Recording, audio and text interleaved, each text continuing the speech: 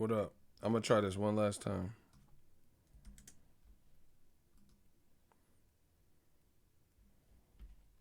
Listen, I'm gonna try this last time. If you guys can hear me, y'all gotta put something because the last stream didn't work.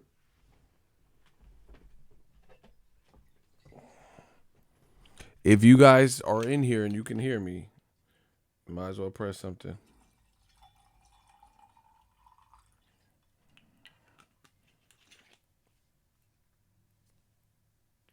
Can you guys hear me? All right.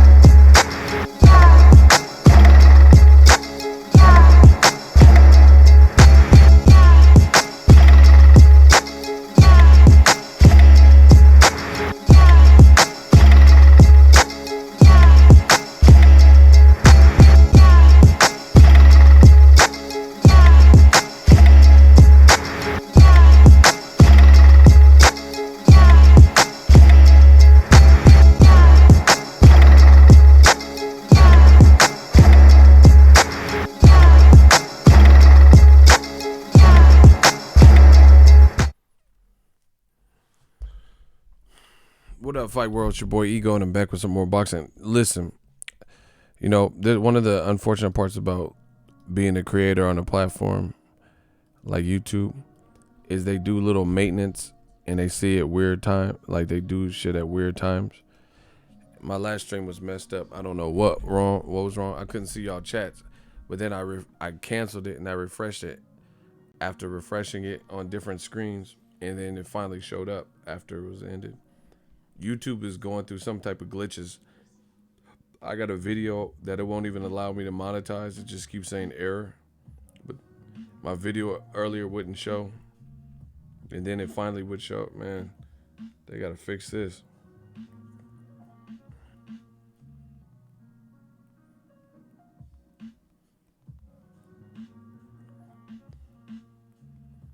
Man, I don't know how long I'm going to be because my voice sounds a little messed up. I've been doing some long streams. But we got work to do.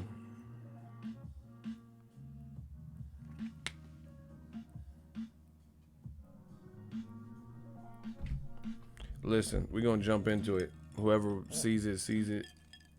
Catch the replay after. I already put work in today.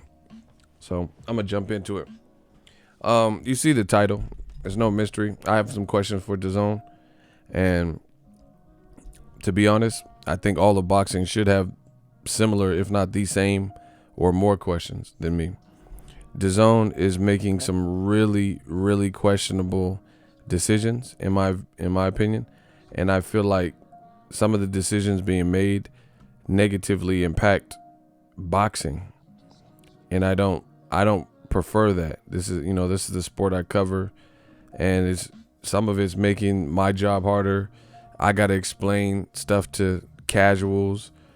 I gotta wake up at 4 a.m. to try to watch Donut. Man, I might not even watch the fight, bro. You're not gonna mess up my sleep. You know, just weird decisions. Like why is Dazn put Canelo on the back seat for UFC? It has nothing to do with the UFC, the Dazn streaming platform. Bro, that was the beginning of the end, I think, man.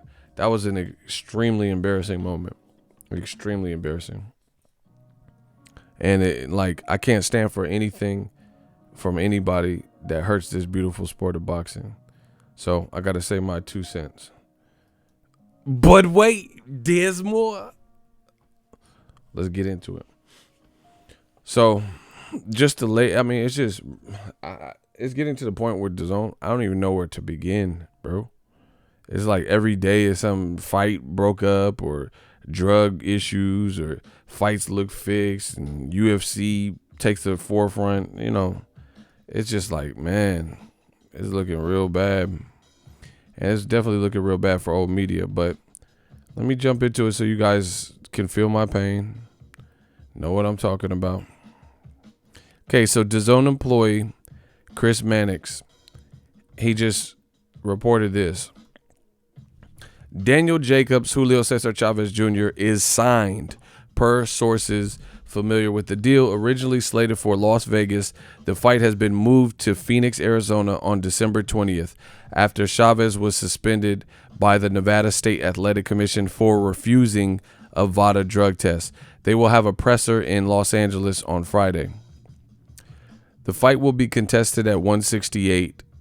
Gabe Rosado will be on standby if there is any issue with the notoriously unreliable Julio Cesar Chavez Jr. before the fight. Chavez has been training again with Freddie Roach.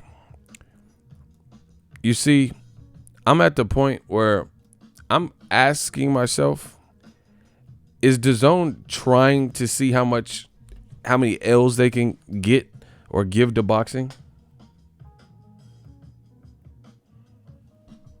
Like, honestly, like, is this a contest for Dazn?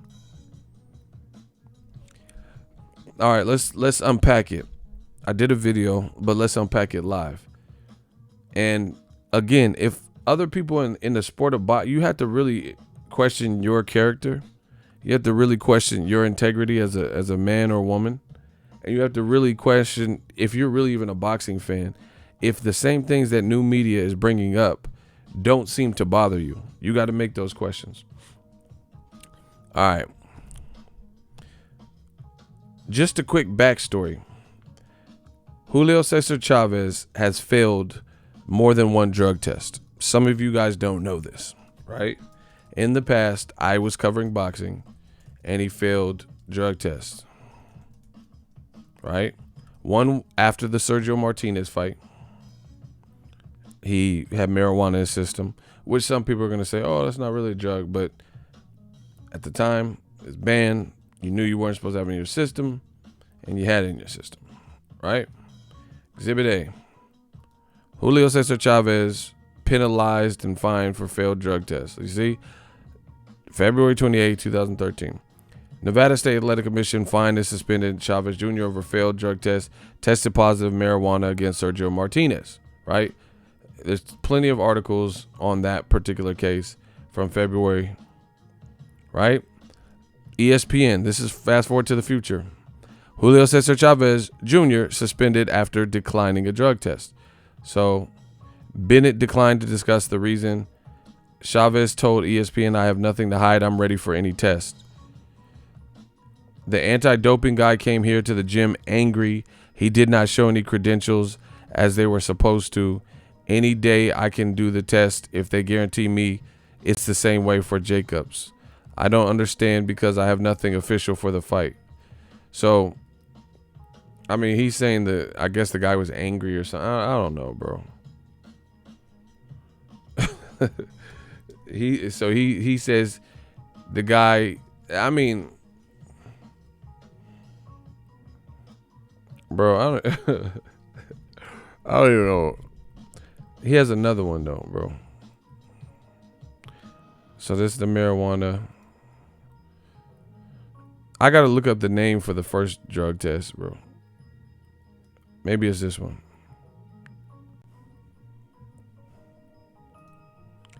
Bro, trust me, he failed another drug test. I'm not even gonna. I already know what I'm saying is true, so I'm not gonna go through because it happened before the Chavez. Um,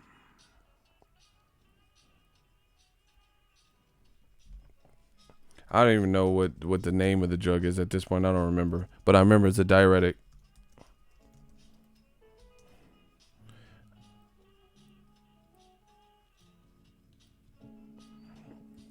He had a diuretic in his system.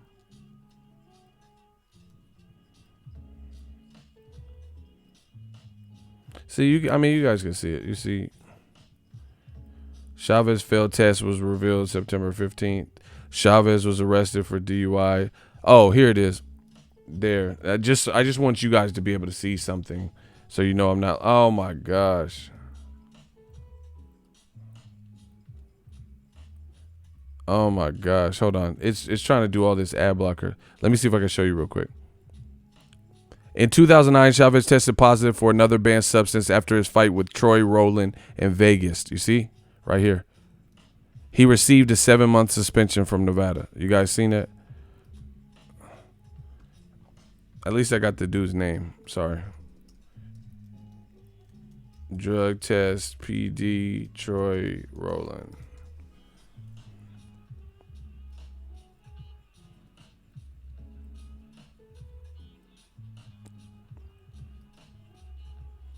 See? Chavez received 7-month suspension. Oh my gosh. Everybody keeps... Listen, I'm not going to do it with all these fucking sites have like... All these sites have like ad blocks and shit. If you have an ad blocker on. Chavez tested positive for another... See? Look. Chavez... Fox Sports. There. Ad blocker's not coming up. Chavez tested positive for another banned substance after his fight with Troy Rowland in Las Vegas, November 2009, receiving a 7-month suspension from Nevada. So anyway, that's at least 2 failed drug tests. You see?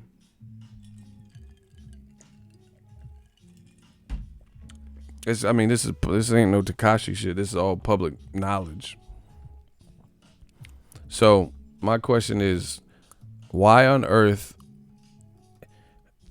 you have a 2-Pete person signed with Al Heyman? I think he's with Al Heyman. I don't know who he's with, to be honest. I think he's still with Al Heyman.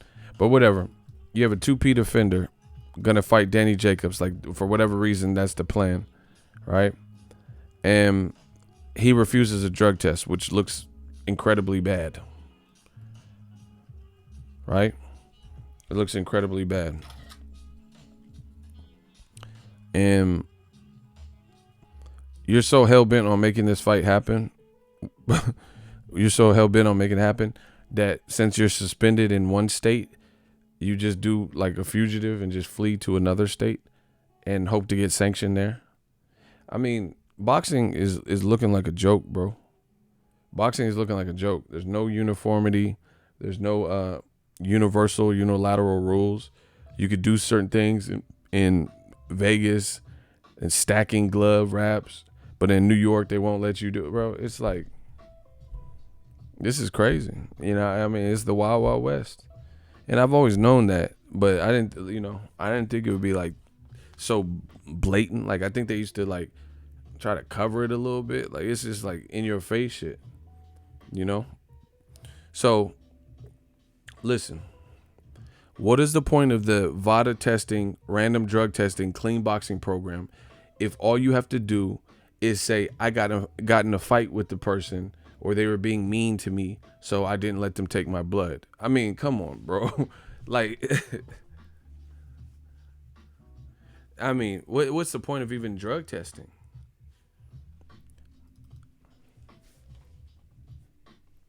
What is the point, honestly? Like, what is the point? If all you have to do is have a convenient scapegoat as to why you don't want to give them a sample. Like, I mean, one thing if you're not there and they try to, you went to the movies real quick and didn't tell them, and, they didn't know where you were. But they came to the gym, tried to confront or, like speak with him and shit. And he said no and sent them packing. So, you just move it to another state. People forget about it. Okay. And like the zone, to me, the more these little things come out, the more clueless it looks. Alicia Silverstone, it looks really bad. Like, why do you think people are so hell bent on Chavez Jr. versus Jacobs to the point where you want to look that bad by just staging in another state? You know what I'm saying? Like, this is not a warrant. You know what I'm saying? Like, if you have a certain warrant or something, and then it doesn't cross state lines. This is like, we're talking about people's lives and drug tests and somebody, I don't know. It doesn't make sense, bro.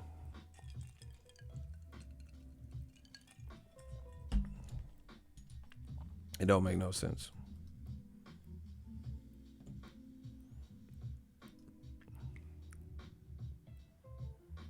It don't make no sense.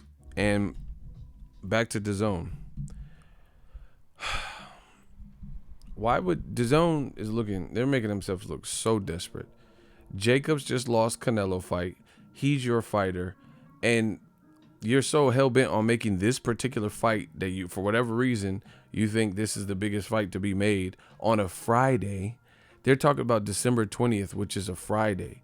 So you're expecting so much traffic from this particular fight that you are willing to go through the ridicule of staging a fight with someone who ducked a VADA test for any reason, because, like, first of all, just let's say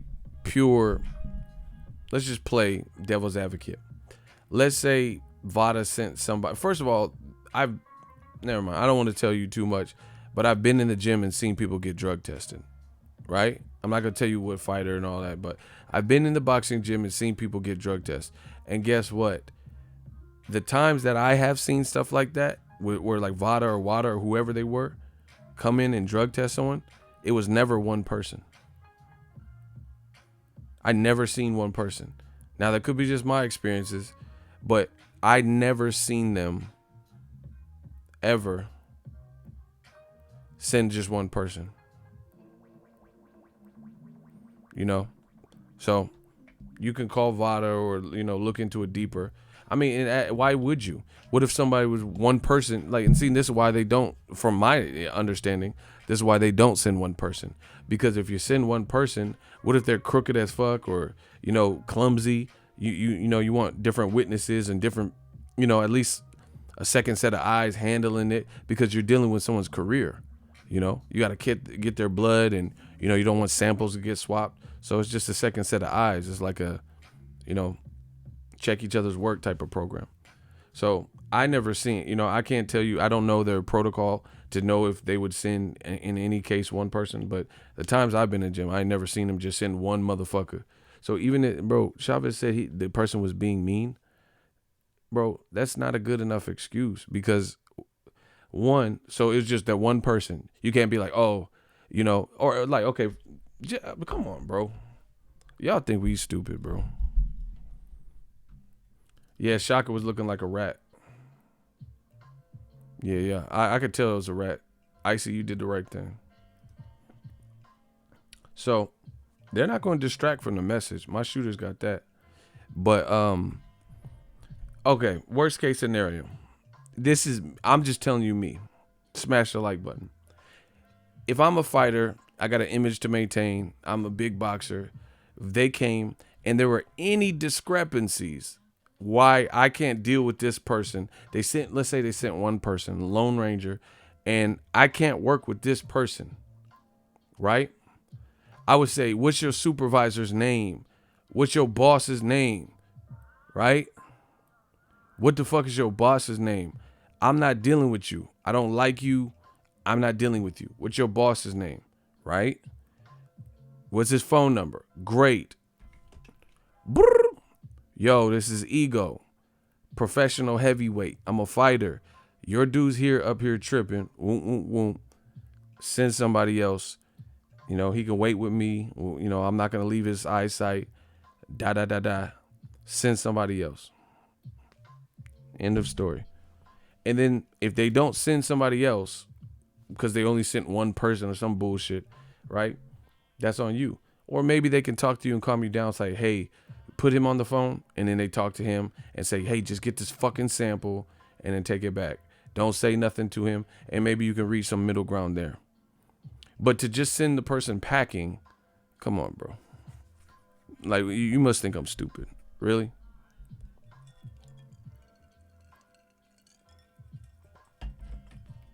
There's so many other ways to handle that type of situation. If someone's being mean to you. So, I already failed 2 drug tests in the past. This is random. They randomly popped up on me. They only sent one person, which I don't believe, but whatever. So let me try my best to be honest, even if someone is being a dick, I'll just be like, hurry up, take what you need, get out my face. You know what I'm saying? Like, I'm not finna mess up my potential look and image and make it look like I'm Duck Avada test when I'm there, you're there, and I'm not doing nothing. That's just me. You get what I'm saying? I mean, it just don't make sense. It don't make no sense to me. So the fact that Dazn thinks they should just move the fight, like, bro, it's not even, it's the fact that you're even, like, there's a chance that Arizona's like, man, we don't want that blood on not on our watch. So there's a chance Arizona could be like, fuck that. But it's just the fact that Eddie Hearn and Dazn are even pushing to even have, they're trying to set up a press conference. They're trying to do it anyway. How is this a respect to boxing? You know? And old media be the first ones to say, oh, the Charlos missed Nevada appointment. Remember when that story came out? Charlos were in a whole different state. They came to Texas looking for the Charlos, and they weren't there. They flew out to Cali to promote Jermell, or Vegas or somewhere to promote the brothers' fight. That's what that was. And they were so quick to jump on that story. Oh, yeah, haha, Charlos, man. Hey, Ego, how come you ain't making a video about the Charlos? And then Charlos got on record, got on social media, and they cleared it up and said, bro, we weren't even in the same state.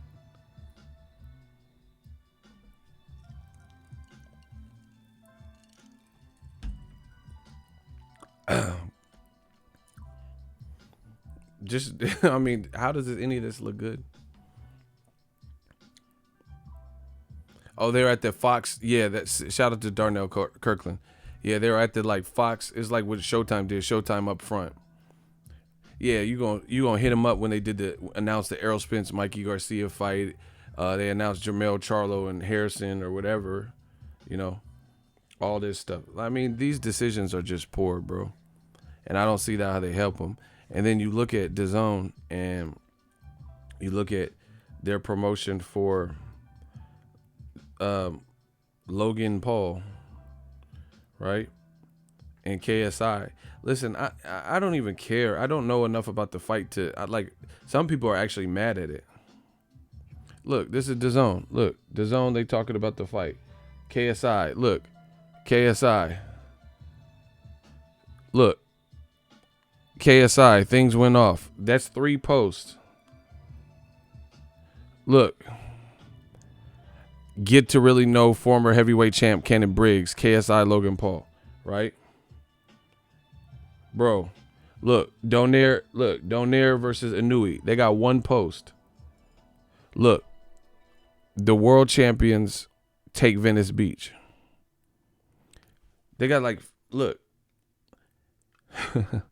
Look, another post. Start menu pro fight, choose your character, KSI Logan Paul.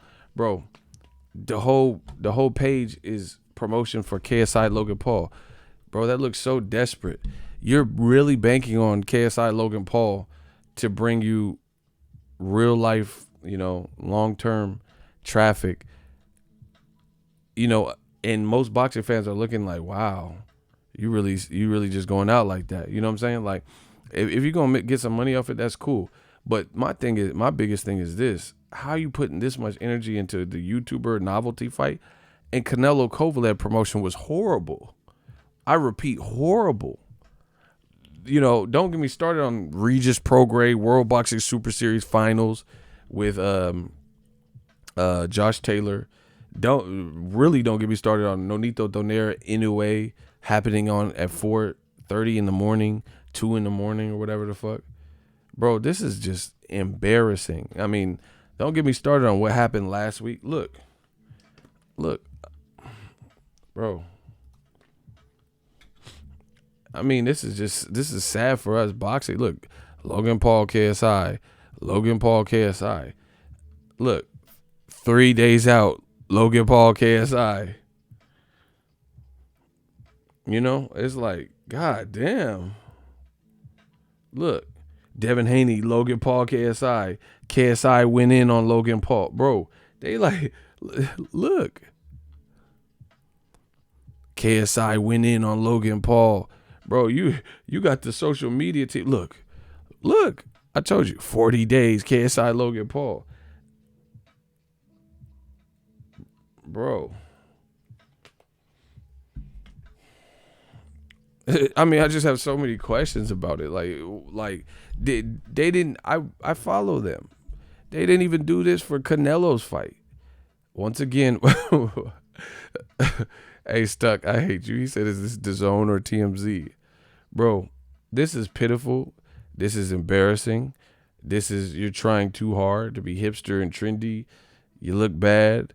I think it's more short term. Bro, the worst, man, I think ahead, bro. Right? I think ahead. Like, the thing is, I'm preventing even worse disaster. So it said DAZN is the Planet Fitness of boxing. Hey, you a fool, bro. I'm thinking, bro,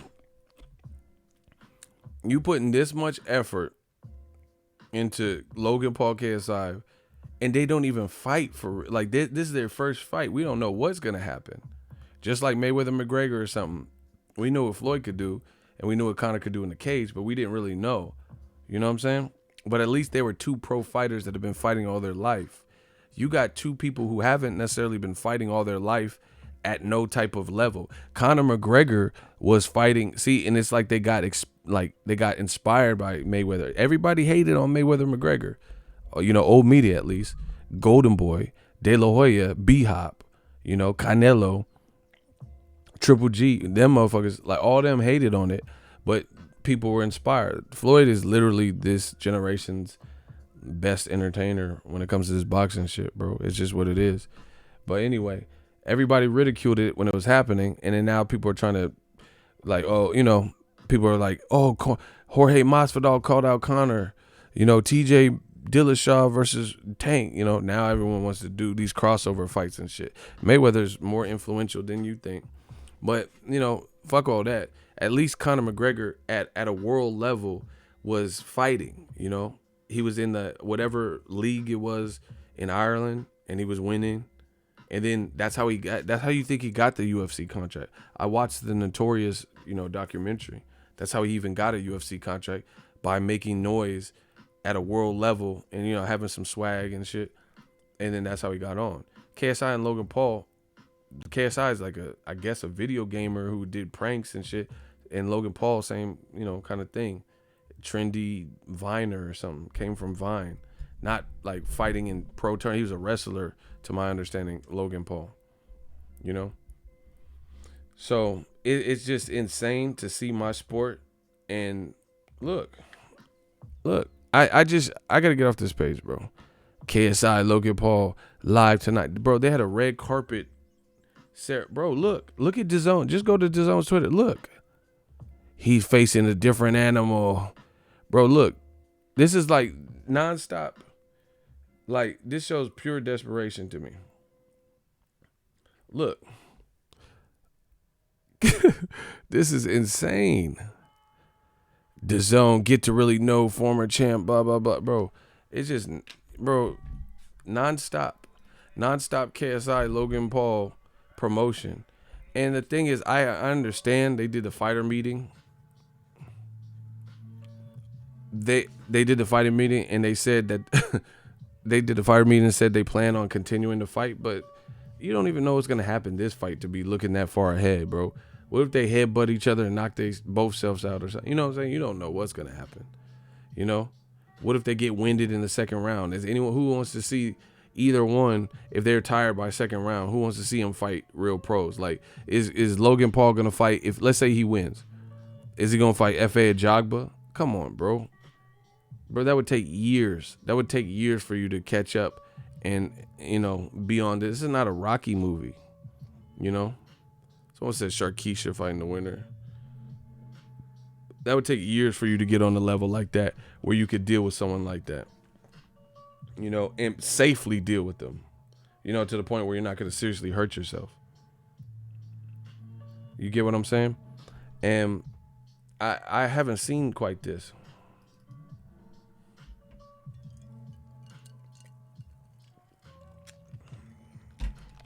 I haven't seen nothing like this. And I'm all about equality. My thing is how you pay Canelo, bro. It's a disrespect to Canelo. It's a disrespect to boxing. Canelo, why are you paying him? Bro, it's stupid. Why? Okay. Bro, I don't even...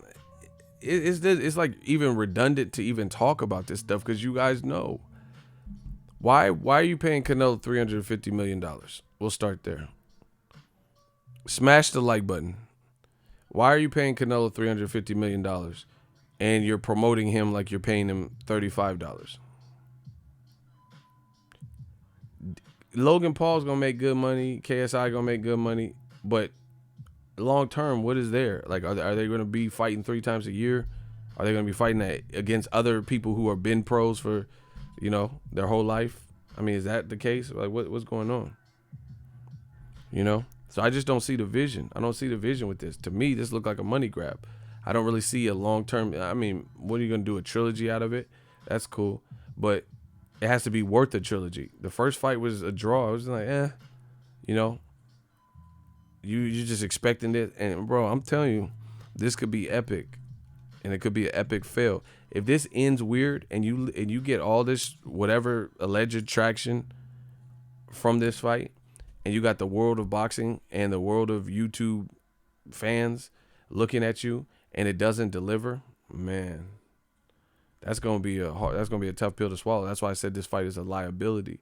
You know, if it was just if you had better programming on the reg, and then it was just something to do, and you weren't pushing it harder than your actual boxing program, maybe that would be something different. But they pushing this fight like this, bro. They pushing this like this is the real, like, this is the BMF Nate Diaz Jorge Masvidal. Do you get what I'm saying? Like, Masvidal had momentum. Nate Diaz came back off of a long layoff and had momentum with his performance against Pettis. They acting like this is that type of fight. Like, this is like, oh shit, everybody's been waiting for this. He said Dazn ain't gonna be in Rush Hour 3. Bro, I have to speak out because this is my sport.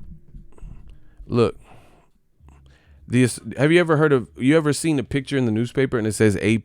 Do you guys know anything? Like, do you guys know little simple shit, bro? Because people act hella brand new when it comes to this shit. What does AP stand for? When you look at a newspaper and it says provided by AP or it says AP, what is that? Does anyone know what that means? I hope somebody does. When you have a picture and it says courtesy of AP, what does that mean? Winston, thank you. That's my dude. Winston Barker. Tom, exactly. Associated Press. So it's just like, okay, just kind of a comparison. Getty Images. You ever just go to Google Images to look at a picture of Floyd or Canelo or some shit, and then it has this little thing and it says Getty Images, right? You guys have all seen that. Getty Images.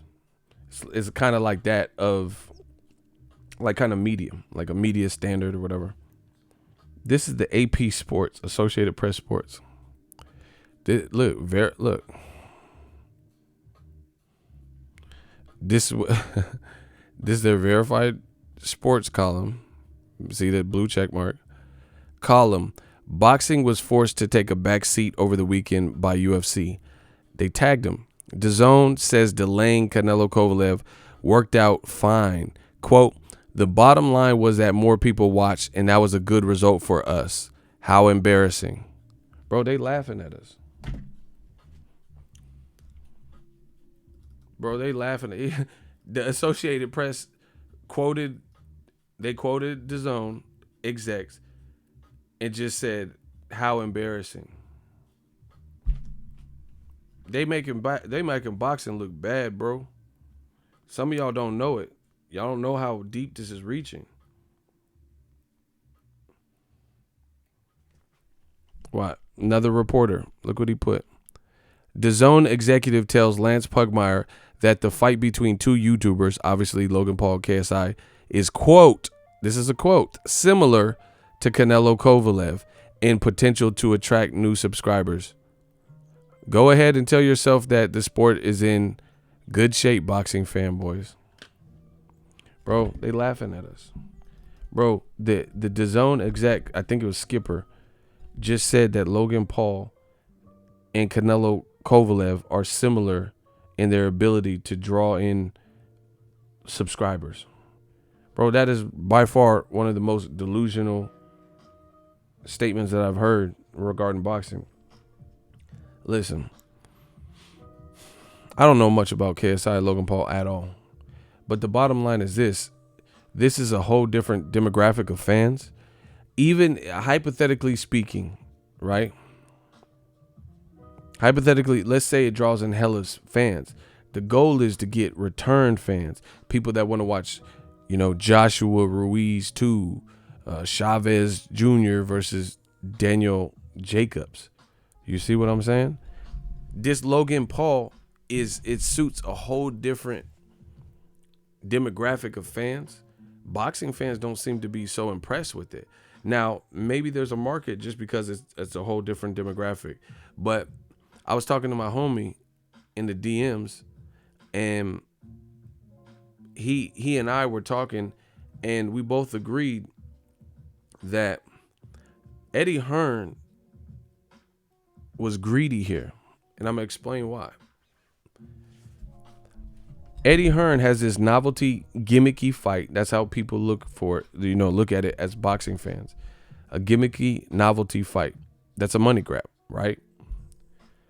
And they try to intertwine. Eddie Hearn was so greedy that he just took this, and I think he fumbled it for real, because he tried to integrate regular, good old-fashioned boxing with this shit.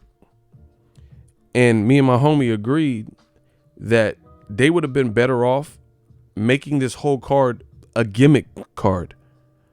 Do you understand what I'm saying? But putting Billy Joe Saunders and Devin Haney, who serve a whole different audience because that they serve real boxing fans, with this novelty fight looks like a disrespect to boxing. You know what I'm saying? They should have made like another YouTube fight, KSI Logan Paul 2, Chris Brown and Soulja Boy, that type of shit. Lil Nas X and, Corey Guns or something, just some, I don't know these motherfuckers, bro. I'm out of my rhyming noodle, I'm out of my poodle, out of my sign, it like Corey, I don't know, Corey Guns or somebody. And Lil Nas X, some shit like that. Elton John and Lil Nas X, Malik Yoba and Tank, something like that. Malik, do you get what I'm saying though? Malik Yoba versus Tank, not Gervonta Davis either. The R&B, maybe I deserve for you. Mm-hmm. That would have been a good fight. New York Undercover versus Tank Undercover or whatever. You know what I'm saying? To be honest, see, I told you from the beginning, DAZN should have hired me, bro. Because it's clear they don't know what the fuck is going on in boxing.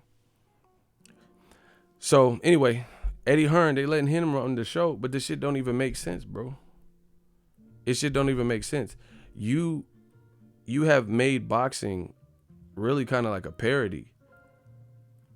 You put real life undefeated fighters who are both champions now on the undercard of 2 YouTubers who ain't never fought. And you're like, oh, it's a ton of exposure. And then you gave them people that boxing fans can't even get behind. Best case scenario, at least put them in a real fight. The real boxers, put them in a real fight. Billy Joe Saunders and Demetrius Andrade. You know, Billy Joe Saunders, Caleb Smith. Put them in a real fucking fight. So at least the boxer fans will shut the fuck up and be like, oh shit, Billy Joe versus Demetrius Andrade. That's dope. But they didn't do that. What they did was, you know, Tyson Fury level opponents in his last 2 fights, Otto Violin and shit. They didn't even announce Devin Haney's opponent until Canelo fight on Saturday. Bro, this is perhaps one of the most unorganized attempts at boxing I have ever seen. And I'm not being facetious. You knew and we knew that Devin Haney was about to fight on the card for months or you know, for a while, weeks. You announce on the Canelo fight Saturday and he's fighting Saturday. And then you announce the fight and nobody even knows who the opponent is. They were saying Petrov, the guy that, you know, Ryan Garcia was kind of linked to before Duno. Right? What happened to that? You literally waited till Saturday and his fight is on Saturday. You treating Devin Haney like he's not a champion. You treating him like he's not the real boxer. So KSI, Logan Paul have more of a training camp to know who they're fighting than the actual boxer, Billy Joe and Devin Haney. Who does this? Who really does this? He said, bro, Devin Haney's opponent is Dominican, training out of Puerto Rico, and I'm Dominican, and I've never heard of him either, bro. Man, come on. So anyway, Eddie Hearn, they letting him run the show or whatever. He was better, bro. I swear to you, you should have just made this. You should have just made this. You should have just made this a complete gimmick card. You know what I'm saying? Just a novelty fight card. But you trying to be cool and cute and oh yeah, like see this. I'm gonna tell you how it goes, bro. I can understand people even if I haven't even talked to them. I kind of understand what's going on. He should have did the fight all gimmicky, right? And then just put Logan Paul. Like what happened? His brother wanted to fight Dylan Dennis or whatever. Put him on the card. So Logan Paul, Jake Paul, blah, blah, blah. Chris Brown, Soulja Boy. That would have made more sense because the thing is you're attempting to integrate 2 totally different markets. Does that make sense to you? Does that make sense to you guys?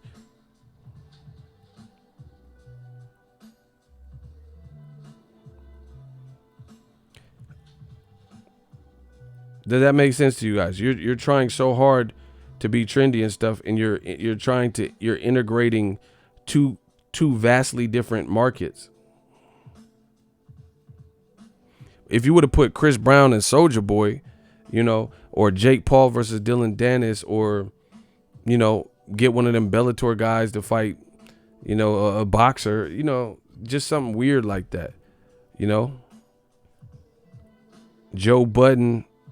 My homie said Joe Budden versus Vlad TV. Shit like that. Then at least your whole card is there's like oh shit, I want to see Chris Brown, Soulja Boy. Like the whole card, there's some semblance to the card. Does that make sense to you guys? If you would have did that, then you would at least have some uniformity to what you're doing on the card. But Eddie Hearn, once again, doesn't know the U.S. market like he thinks he does. So he's just winging it, apparently. He's just winging it, and he's just doing this weird shit. He's just doing this weird shit. And to me, that hurts it. That really does. That really does. They should have made PewDiePie versus the Angry Bagel guy. You feel what I'm saying? The dude from the Angry Bagel dude versus Screech. Something like that.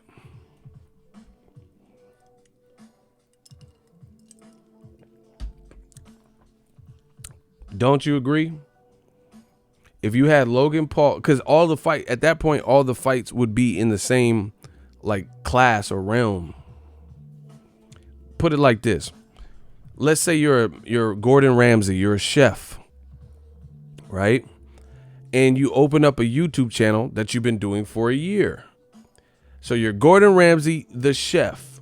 You built this audience because of your recipes, your cooking techniques, your chopping and dicing techniques, how to bake, all things cooking, culinary things, right? And then one day you decide to have Remy Ma and Joe Budden as a special guest, not to cook, but to review an album, a rap album, Amigos album.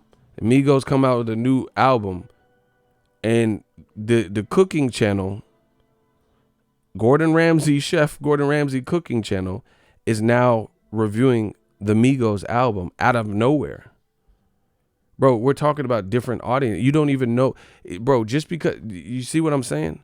Because you see, and I think about this stuff, because I'm telling you, because somebody likes the channel that cooks does not mean they like rap music. So why the fuck would Gordon Ramsay's personal YouTube chefing channel, that so far so good, he's only done culinary things, all of a sudden be reviewing the Migos album? You don't even know, like, man, that song with Future, that shit go crazy. That, bro, you don't even know if your audience would even like that. You don't even know if they like rap music. What the fuck is this? Right? So you never want to segregate or alienate what your core audience or your long-term audience doing too much. So to me, if they were going to take the gamble, they might as well just made all this shit gimmicky. But you trying to put real boxers on a novelty card behind people who have never fought at a pro level on a pro card before, and then put them in a 6-rounder for the first. That's to me, that's stupid, bro. And I know these things from a business because I have a business.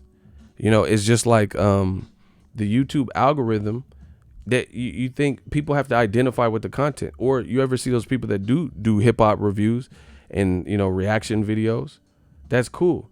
But if all of a sudden they want to do open mic spoken word poetry, you see, my ex-girlfriend was like a flower pedal. So when I met her, I had to put the pedal to the metal. But when the metal, and then just like autumn come, like, bro, no one's trying to hear no spoken word shit. Like, who, but when the autumn leaves fell, tragedy befell. Like, we don't know you for that. You get what I'm saying? You just all of a sudden you doing reaction videos. The YouTube algorithm is not stupid. They're like, what the fuck? This ain't, you do movie trailer reaction video, album, song reaction video. Now all of a sudden you doing spoken word that is not reacting to anything. It's just your own personal like art, Red ball, blue ball, green ball. You see one fish, two fish. Like, get your stupid ass fuck up out here. Like, what? Red fish, blue fish. Like, man, if you don't shut your old hood ass Dr. Seuss ass up, bro, what the fuck?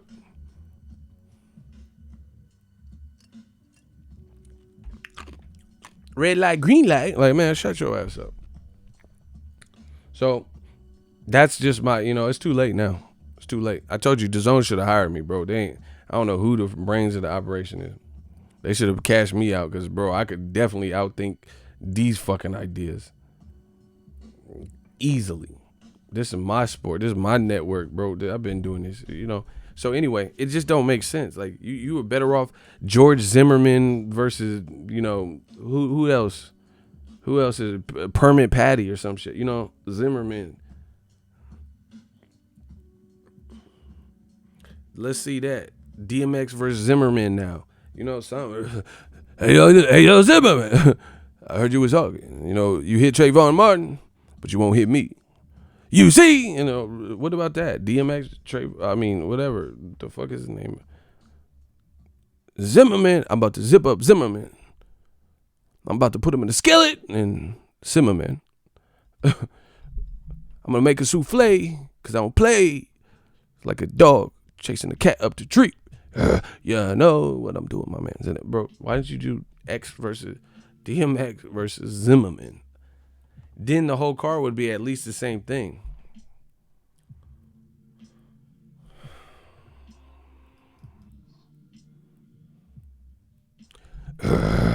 Yeah, no. Stay out the dark, because if I catch you when the sun is down, run a clown, come up off that. I'm going to gun it down, run it now. How it's going to go, it's going to be that. Dazn, you see that? This shit will finish you, dog, Billy. Bro, that's what I'm saying. T.I. versus Floyd, any of that, bro. Fucking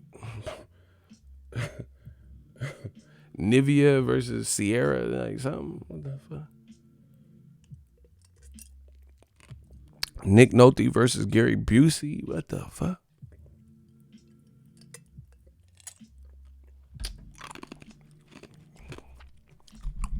No, T.I. would get slapped by Floyd.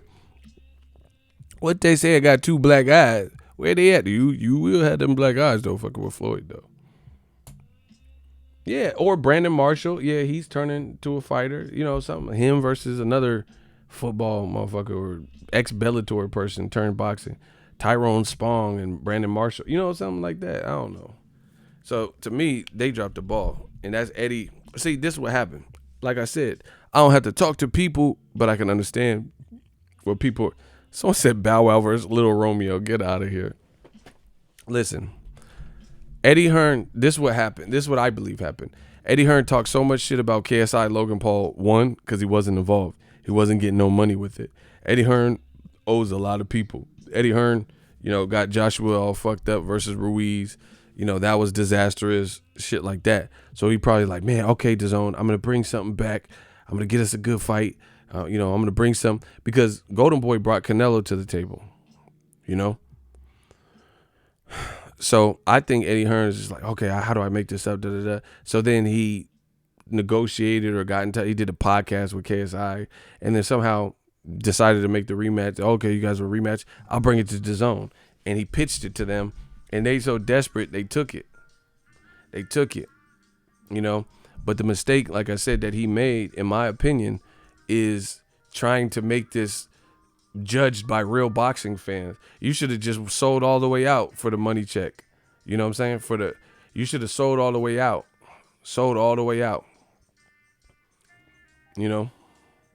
But he tried to do like the UFC, because you know how the UFC will have Brock Lesnar or like CM Punk come. That's a little bit more accepted because Brock Lesnar was a wrestler. CM Punk at least was training and shit. You should have just sold all the way out. But what you try to do is, you knew after talking shit about KSI Logan Paul and saying it was a horrible for boxing and the circus and all this shit. Now you want to make some money with them, so you had to come correct. So what Eddie Hearns and Dazn tried to do, which was worse, is they tried to create legitimacy by putting real boxers on. And then they tried to pitch it. Their pitch became, oh, look at, they got combined 40 million viewers. So we put you on this card, and then it's already getting attention. Now people are exposed to Devin Haney. They're exposed to Billy Joe Saunders. Bro, you think they're going to remember a motherfucker with 3 names when they came for Jake Paul or Logan Paul or whoever? Billy Joe Saunders. You just going to remember the name because he fought some random dude named Marcelo Corcelo who nobody fucking knows? Is that what you think? You think that's good for bro? Dazn seems utterly clueless with these decisions. So motherfucker, okay. So I'm a ex-Vine lover. I like Vines, and then I follow Logan Paul on Instagram. I'm not checking for Billy Joe Saunders like that.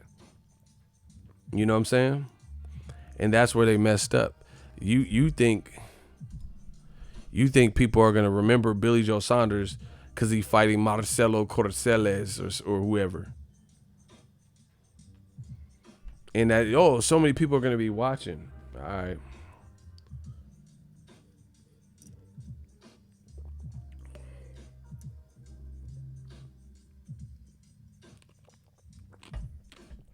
And it takes more than that. Like, to grow, it has to, like, if you go to Walmart one time and had an okay experience, you're not like, oh, Walmart's the best experience. It's gonna take repeat visits to the Walmart store for you to be like, oh yeah, Walmart, it's always clean, great customer service. You have to go a couple times. Yeah, ain't nobody just gonna go once. So I don't know what the fuck they thought people was gonna come for Logan Paul and KSI, which they may. I don't know. And then they just gonna stay and be like, oh yeah, now let me check the calendar for Joshua Ruiz because I got my Logan Paul KSI fix. But like I said, this fight is a liability. This shit could backfire like eternally, bro. What if you leave? Okay, just listen to this. Why it's a liability, which is what I've always said. Mark my words. It's a real tightrope, because if you leave your core novelty fan, like YouTube fans, we'll just call them YouTube fans, if you leave them displeased, dissatisfied, they felt like they didn't get their money, or it was bullshit, or the fight was weak, or it looked super sloppy, or they both ran out of gas, or it ends in another draw. If they leave displeased, you're going to be ridiculed by boxing fans. You have to know that. If you can't even please the YouTube, newbie, hipster generation, emo fan, if they are mad, it's over. It's over. So that's why it's like, this is a real dangerous fight to me. It's a dangerous fight because the boxing fans are already going to be more critical because we don't even give a fuck about this. You know what I'm saying? So if we start seeing comments from the YouTube hipster generation or new millennials, and they don't even like the fight, then what you think is going to happen and who you going to fall back on? You feel what I'm saying? Who you going to fall back on? Because your boxing fans are going to be like, man, so last week you had Canelo sitting like this waiting for UFC, a competitor, playing it on the screen, stalled out his fight. You didn't promote it well. His weigh-in looked weak. You know what I'm saying? It didn't look packed like a typical Canelo weigh-in. You had Donaire in Inoue fighting in Japan. It's going to be on at 2 a.m. to 5 a.m. West Coast time. Maybe 6, 7 a.m. for New Yorkers. So you had that on a weird time. Didn't promote that. Ruiz Joshua's all the way in Saudi Arabia. It's like, how are you even, at this point, how are you even trying to make money in America? I told you from the beginning. Hey, unblock to the kingdom. He wasn't dissing nobody. What he's saying is true. He's saying people will attribute Floyd for the mistake. Don't unblock him. But anyway, bro, it's really a tightrope from here. It really is. Because people are still mad at the Canelo shit. And you put it so close together. Hey, Jose, what he's saying is people always find a way to blame Floyd for anything. Like, oh, Floyd started this with the McGregor fight. And he's right. So I agree with him. I'm pretty sure that's what he was saying. He's basically saying people just find a way to blame Floyd. They'll say, oh, Floyd started this cherry picking. Floyd is the one that had the novelty fight with Conor. He fought tension. So he's right. People will still try to connect it to Floyd, even though this shit don't have nothing to do with him. Bro, I can't. I refuse to let Dazn come in and continue embarrassing the sport, bro. He said the fight. Look, he did an interview with The Athletic. The fight between two YouTubers is similar to Canelo Kovalev. Bro, that tells you everything you need to know. When you wonder why KSI Logan Paul got a better 40 days and it's being promoted better than Canelo, it's because the boss of Dazn believes that their drawing power is similar to attracting viewership as Canelo. I mean, this is crazy, bro. Bro, this is crazy. He said basically Logan Paul and KSI, their viewership star power is the same as Canelo for a first time boxing. And I say first time because they're doing it with no headgear, not no headgear boxing. That's embarrassing, bro. Bro, I don't know. It's definitely disrespectful to the game and the fans. Look, it's just, bro, it's one thing after another with DAZN. It's getting ridiculous. Michael Benson. Eddie Hearn has confirmed that the IBF has now ordered Gennady Golovkin to defend his middleweight title against mandatory Kamil Sersmeda. They are targeting this fight for February, and Hearn insisted that Triple G could be ready for Canelo in May.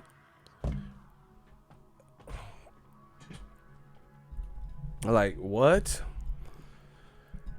So, let me get this straight. Triple G really lost to Deryevchenko. We know this. He didn't look good, even if you had him winning, which is bullshit, but he didn't look good.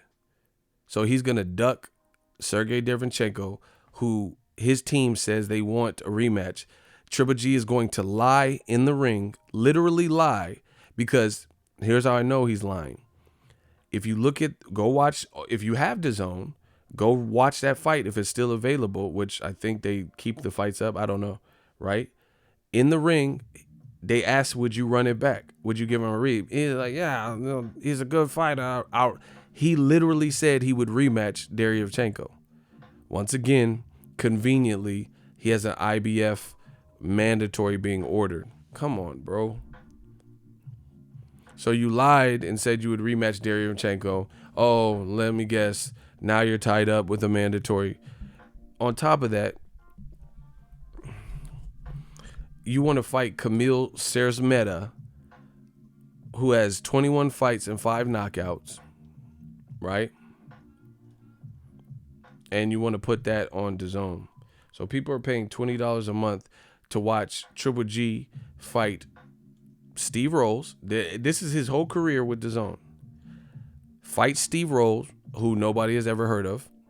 Lose to Derevychenko, almost get dropped or maybe even stopped. And then, they robbed Derevychenko. And then to preserve him for a Canelo fight, put him in there with the guy with 5 knockouts that no one's heard of, especially in America, from Poland. And that's Kamil Sersmeda. You think this is good? Bro, this has to be why they're... See, bro, now DAZN is looking desperate as fuck. I don't think because of how they planned it, Canelo drew as many people because he had to compete with UFC and people weren't really no one wanted to see him fight Kovalev. For whatever reason, I told you this. I don't even know why they picked Kovalev.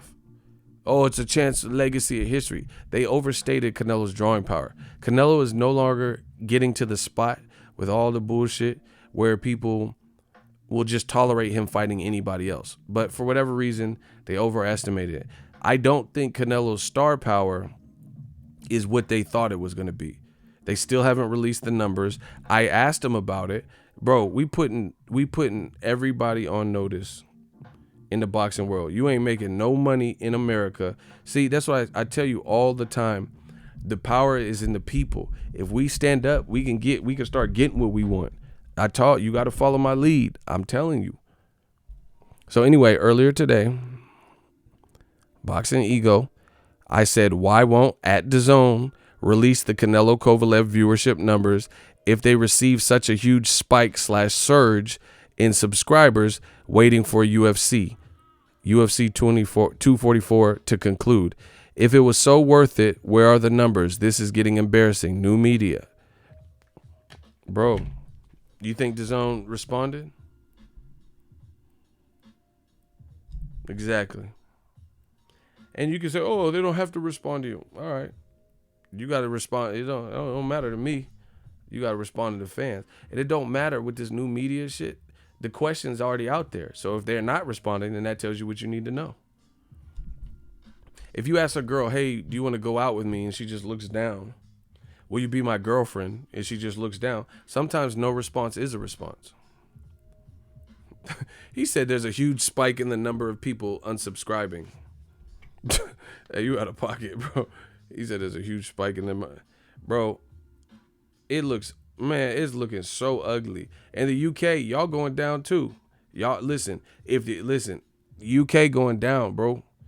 Bro, we putting people on notice. If we continue getting, listen to me. If we UK, I love y'all, but y'all got to start holding y'all people responsible, because the UK is getting fed up with it too. It's going down in the UK too, right? People are getting fed up with the charades and all the bullshit.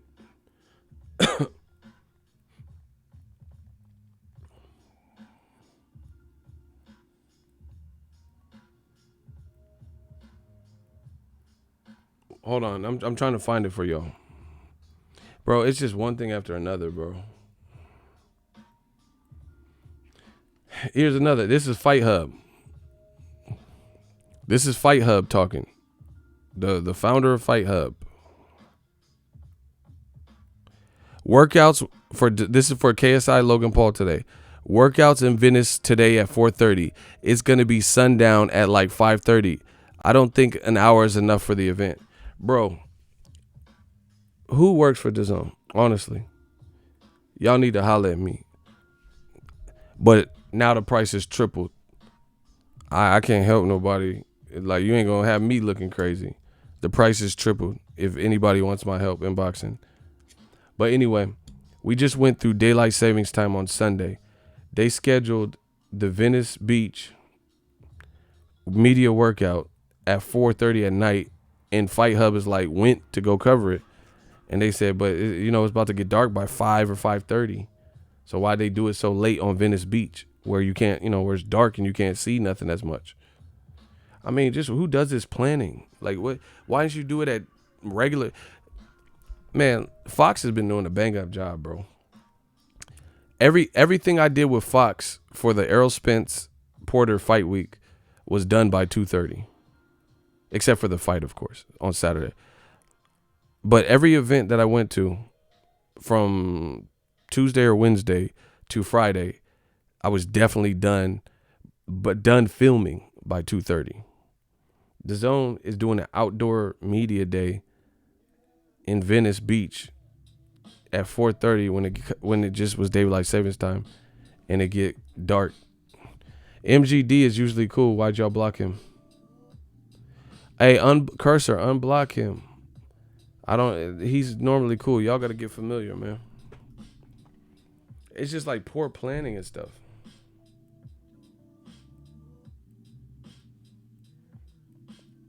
Really poor planning.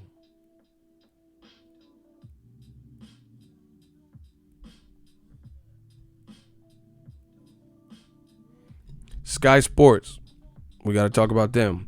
So they picked up the KSI Logan Paul, and they're charging UK people. So this is Eddie Hearn, trying to double dip, make money in the UK and with Dazn, make money with Sky Sports.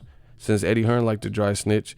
Remember when he told you, oh yeah, Al Heyman, I mean, their paycheck said that they got $2 million. I mean, maybe, I don't know if they're getting paid under the table. I mean, remember he was snitching on Broner and all them. Yeah, it said they got paid $1 million, $2 million, unless he's, I don't know, like illegally paying under the table. Did all that. But Eddie Hearn out double dipping, working with two different companies with opposing mission statements. But anyway, Sky Sports is getting the KSI Logan Paul and is being met with criticism. Go to their page. They posted an interview for the KSI Logan Paul. Oh, but wait, there's more. Not only is Sky Sports airing it, it's Sky Sports box office. So the UK fans are charged pay-per-view. Box office means pay-per-view over there. They are being charged pay-per-view for KSI Logan Paul too. It's a pay-per-view fight for him. So naturally it's being met with criticism. A YouTube novelty fight. Damn, we got to pay for this too? Look, this is on Sky. Look, you see, it says in reply to Sky Sports. The fact that Sky are showing this is embarrassing for boxing. There is an abundance of boxers trying to break through that have trained all their life for a chance. Sky Sports gives 2 YouTubers a box office slot. What's the point of all that? You know? What is this rubbish? Bro, fans is like, what the fuck? Look, they laughing at us, yo. Look, they're all responding to Sky Sports. Eddie Hearn. First, Sky Sports starts charging box office for average events and headline fights. Now they're promoting this. Bro, we getting laughed at. Look. This is all on Twitter. Now they're promoting their first Sky starts charging box office for average events and headline fights. Now they're promoting this crap. We will have car park fights next and be charged for it. Can't be great for boxing. Snoring icons. Bro. KSI looks 2 weight classes smaller. Look, they're going bad. So the UK gets it. They're starting to get it. Adam Smith, how does it feel to be a complete sellout? Will the pro boxers still respect you after this stunt? Bro, they're going in. This is, and listen. Look. Oh, whoops. My bad. Y'all don't know about her on the gram. What y'all know about her on the gram? But Jose said that's what the UK fan base gets for supporting her. Bro, I guess they starting to come around a little bit, but bro, this should have been escalated with them. But they tried to, oh yeah, you Yanks. All right. And then now they complaining. Ain't that a bitch?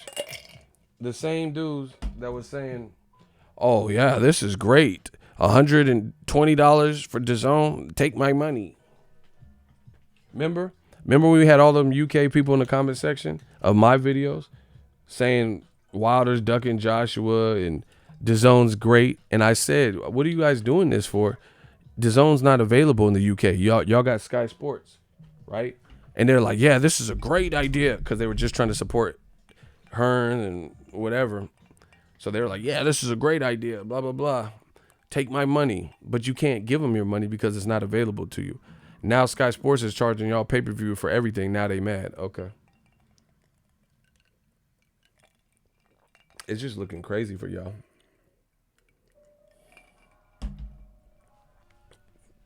It's looking so crazy.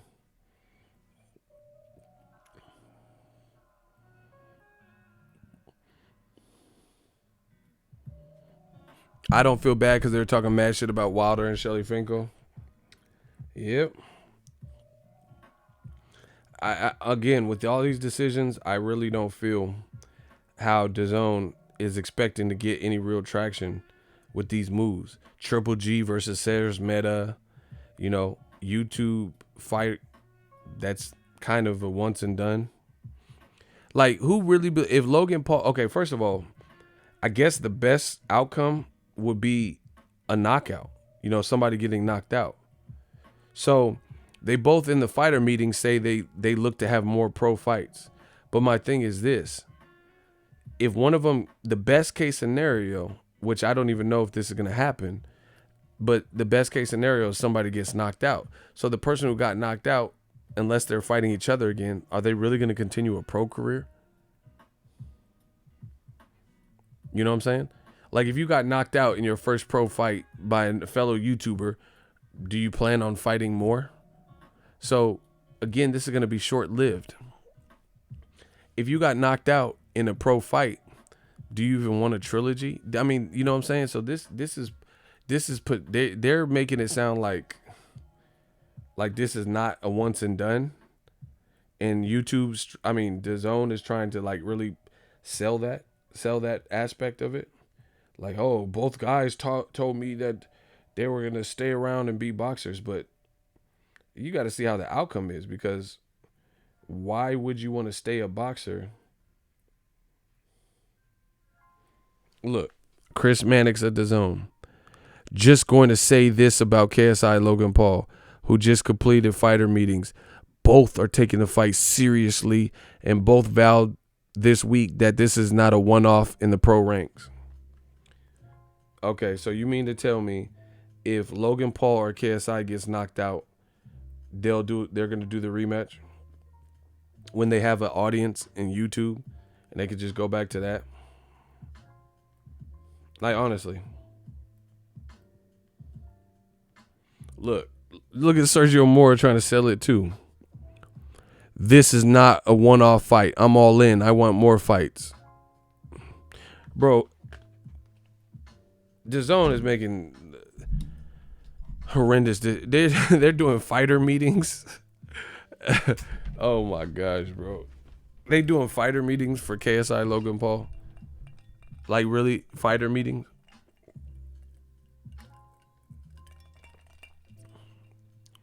They doing fighter meetings though?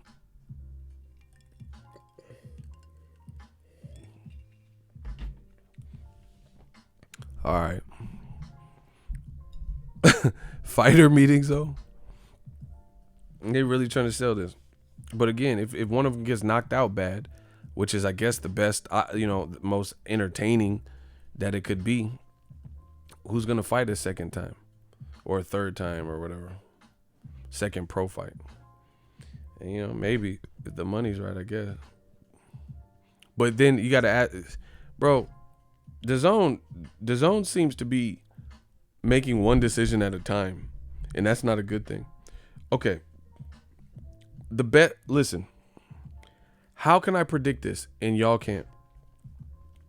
The best possible scenario is somebody gets knocked out from an entertainment value. Is that pretty safe to say? The best is if somebody got knocked out. Like, that's the best outcome. Like, oh shit, I got my money's worth, and highlight real knockout, right? That's probably like the best outcome for two people who have not fought, right? Even if they wanted to come back, who wants to see part 3 if one person got knocked out? You know what I'm saying? So I don't really see how this goes on. Maybe for one guy, but how's it go on for how they both talking about I'm going to come back to boxing? How? So you're going to be 0-1, and if someone gets knocked out, this is not saying they will get knocked out. If someone gets knocked out, you're going to go 0-1 and then just fight a pro boxer or another. What are your plans? You feel what I'm saying? It just seems weird to me. So Logan Paul, let's say he knocks out KSI. He going to fight F.A. Ajagba? He going to fight Adam Kaunaski? Come on, bro. Really? Bro, just because of the name, heavyweights would be chomping at the bit to fight him.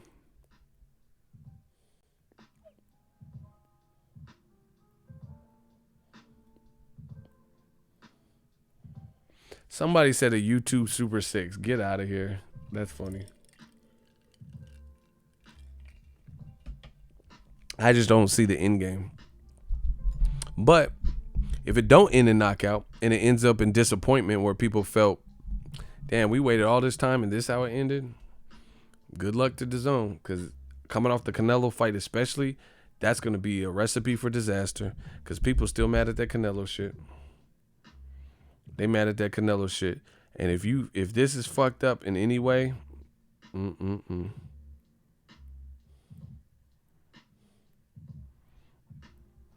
if this don't leave people like leaving the staples happy, or stop watching,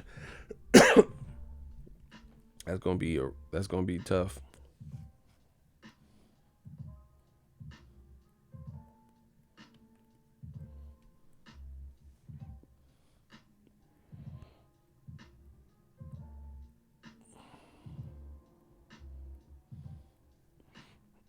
That's gonna be tough, man. It's like, and the other thing,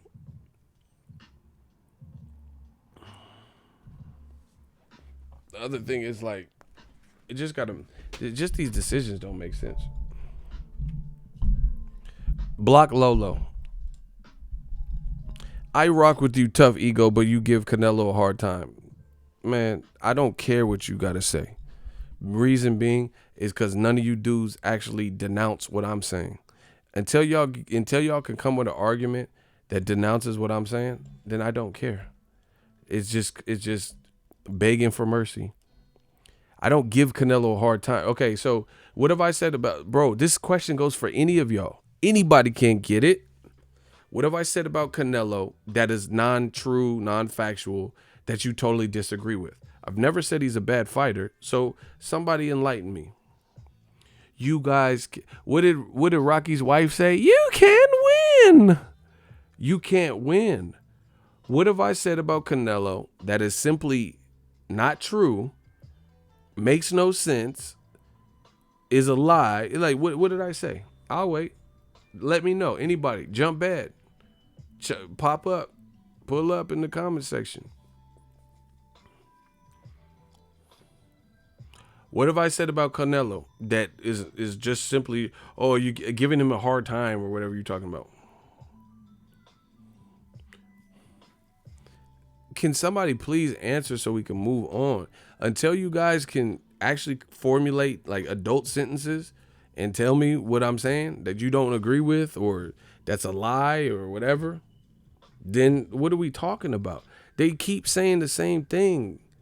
Oh, you're a Canelo hater. Another Canelo hater I see. Another Canelo hater, blah, blah, blah.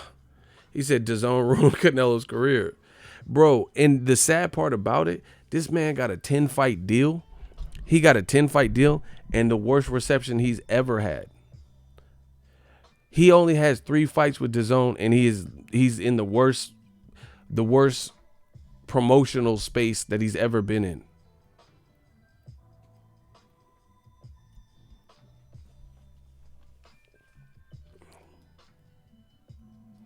Bro, within 3 fights, it's going to be ugly, bro. He's only 3 fights deep into a 10-fight deal. He got like, you know, whatever amount, 6, 8 more, whatever fight amounts. I don't know exactly how many he has off the top of my head. But he got hella more fights. And within his 3rd fight, he's already being received. People feel his last fight was fake, was fixed. Kovalev was looking weird. Didn't really make sense. Feel like he's ducking. Franchise champion. Fought Rocky Fielding. You know. Avoiding Charlo, Andre, bro. Good luck. Mexican legend saying it. Like, bro, boxing saying it.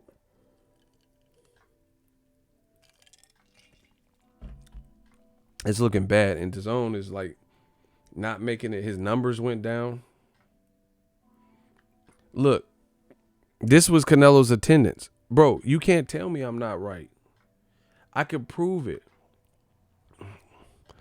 Look, Canelo's attendance, this was his announced attendance, and I don't know how many tickets Golden Boy comped to try to make it look like you know, something. 14,490, bro. Errol Spence, Sean Porter at the Staples Center did more than that. You guys realize that?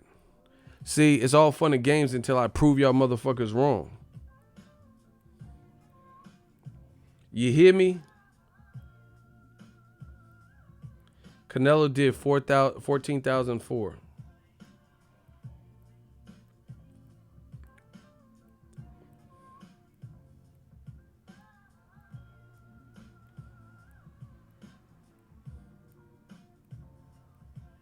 Bro, he only had 14,004. Spence Porter had more than that.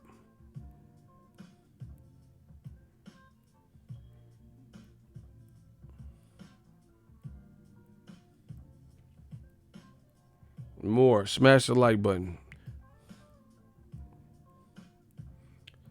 His announced attendance. Hold on. When did Spence Porter fight? What month was that?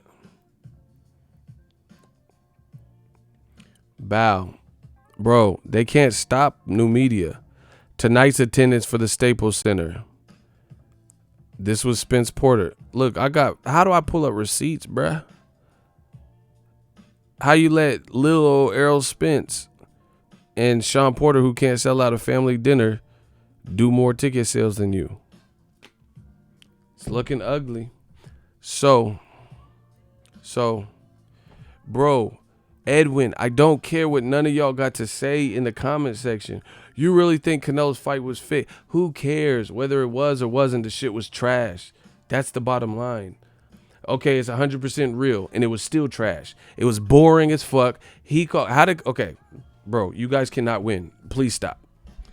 It looked fake as fuck. Yes, it did. The whole event, something about it seemed fishy. I do believe that.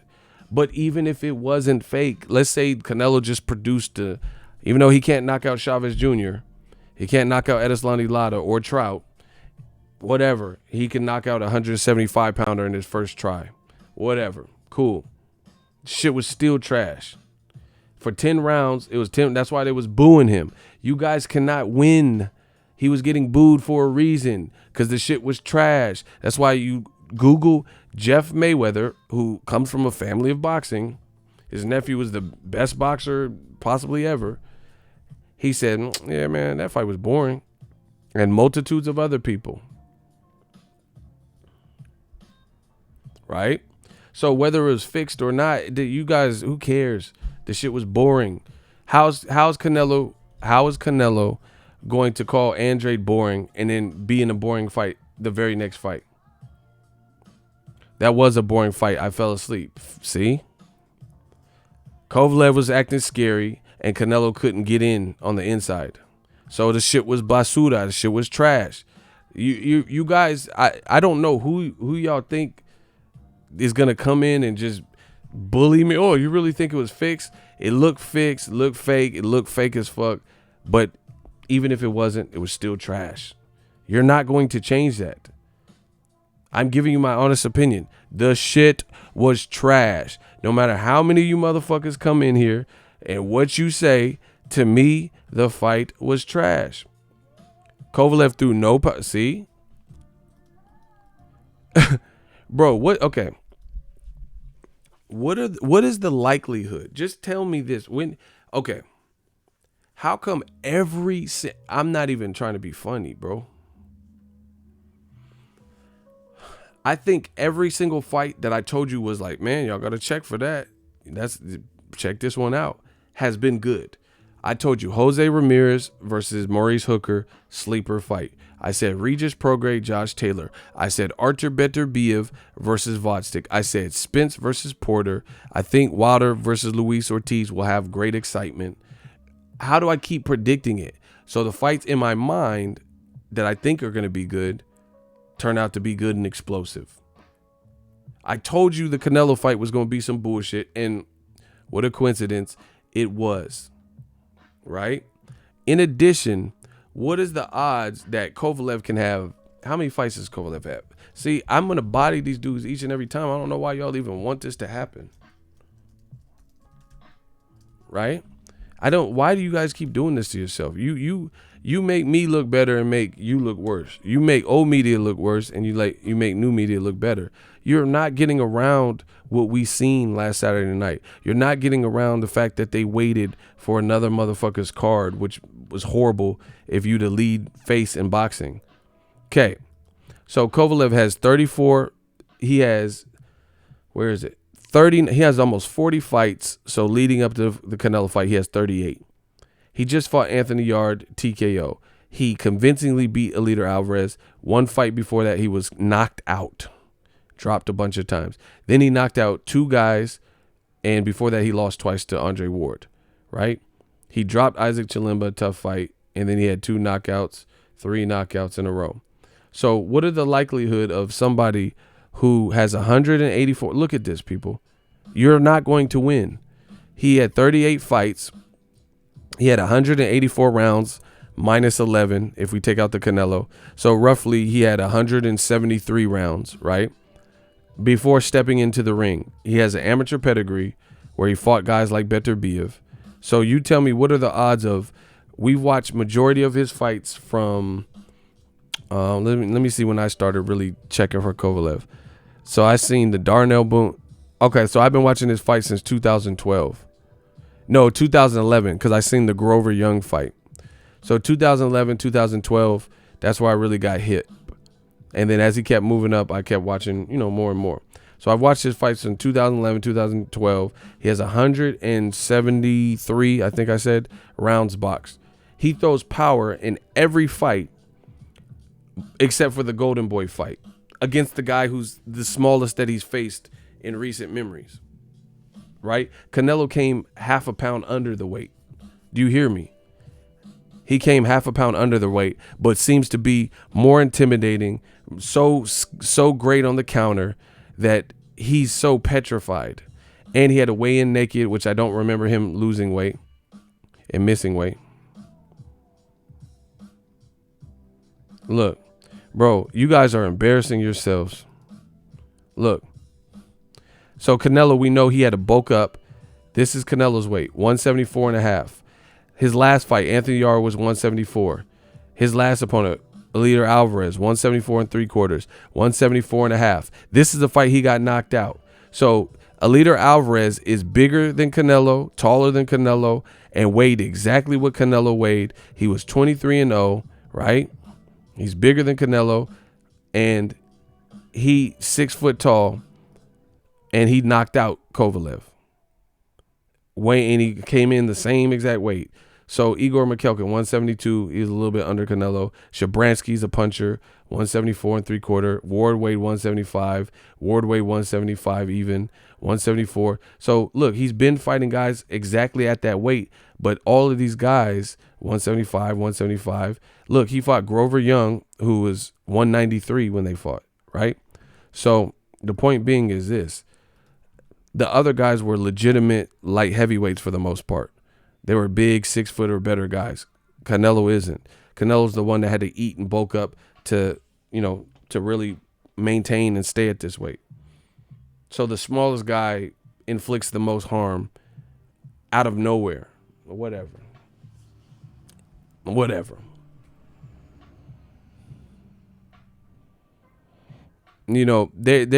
know what I'm saying is true, and they're trying to save face. That's what that is. Myron Dinard, I think Canelo on that Sunny Delight. Ash shows speed to King, and the fact that he walked down a more complete Andre Ward, but he was afraid of Canelo. Yeah, and then the other thing is the fact that Canelo has stamina issues, and then he bulks up to 15 pounds, has a six-pack still, and he walks Kovalev down, the bigger man, in a real fight, and he walks him down for 10 whole rounds without gassing out. They're both going full throttle, and he walks him down for 10 rounds, which is not even his style, and then he destroys him out of nowhere. But get the fuck out of here, bro.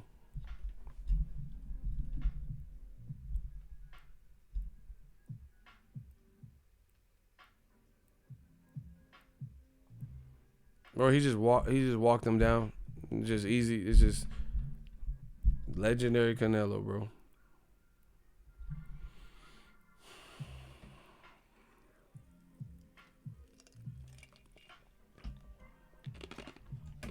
That don't look suspicious. See, I'm just the realest motherfucker to tell you this. That don't look not near none of it looks suspicious. He had stamina issues versus Golovkin in both fights. Second half of the fight, he fought an even bigger guy than Golovkin who was winning. Right? Never was tired in this fight. Bulked up and carried the extra weight. And was able to walk down the bigger man who was winning. Golovkin wasn't winning every single round early,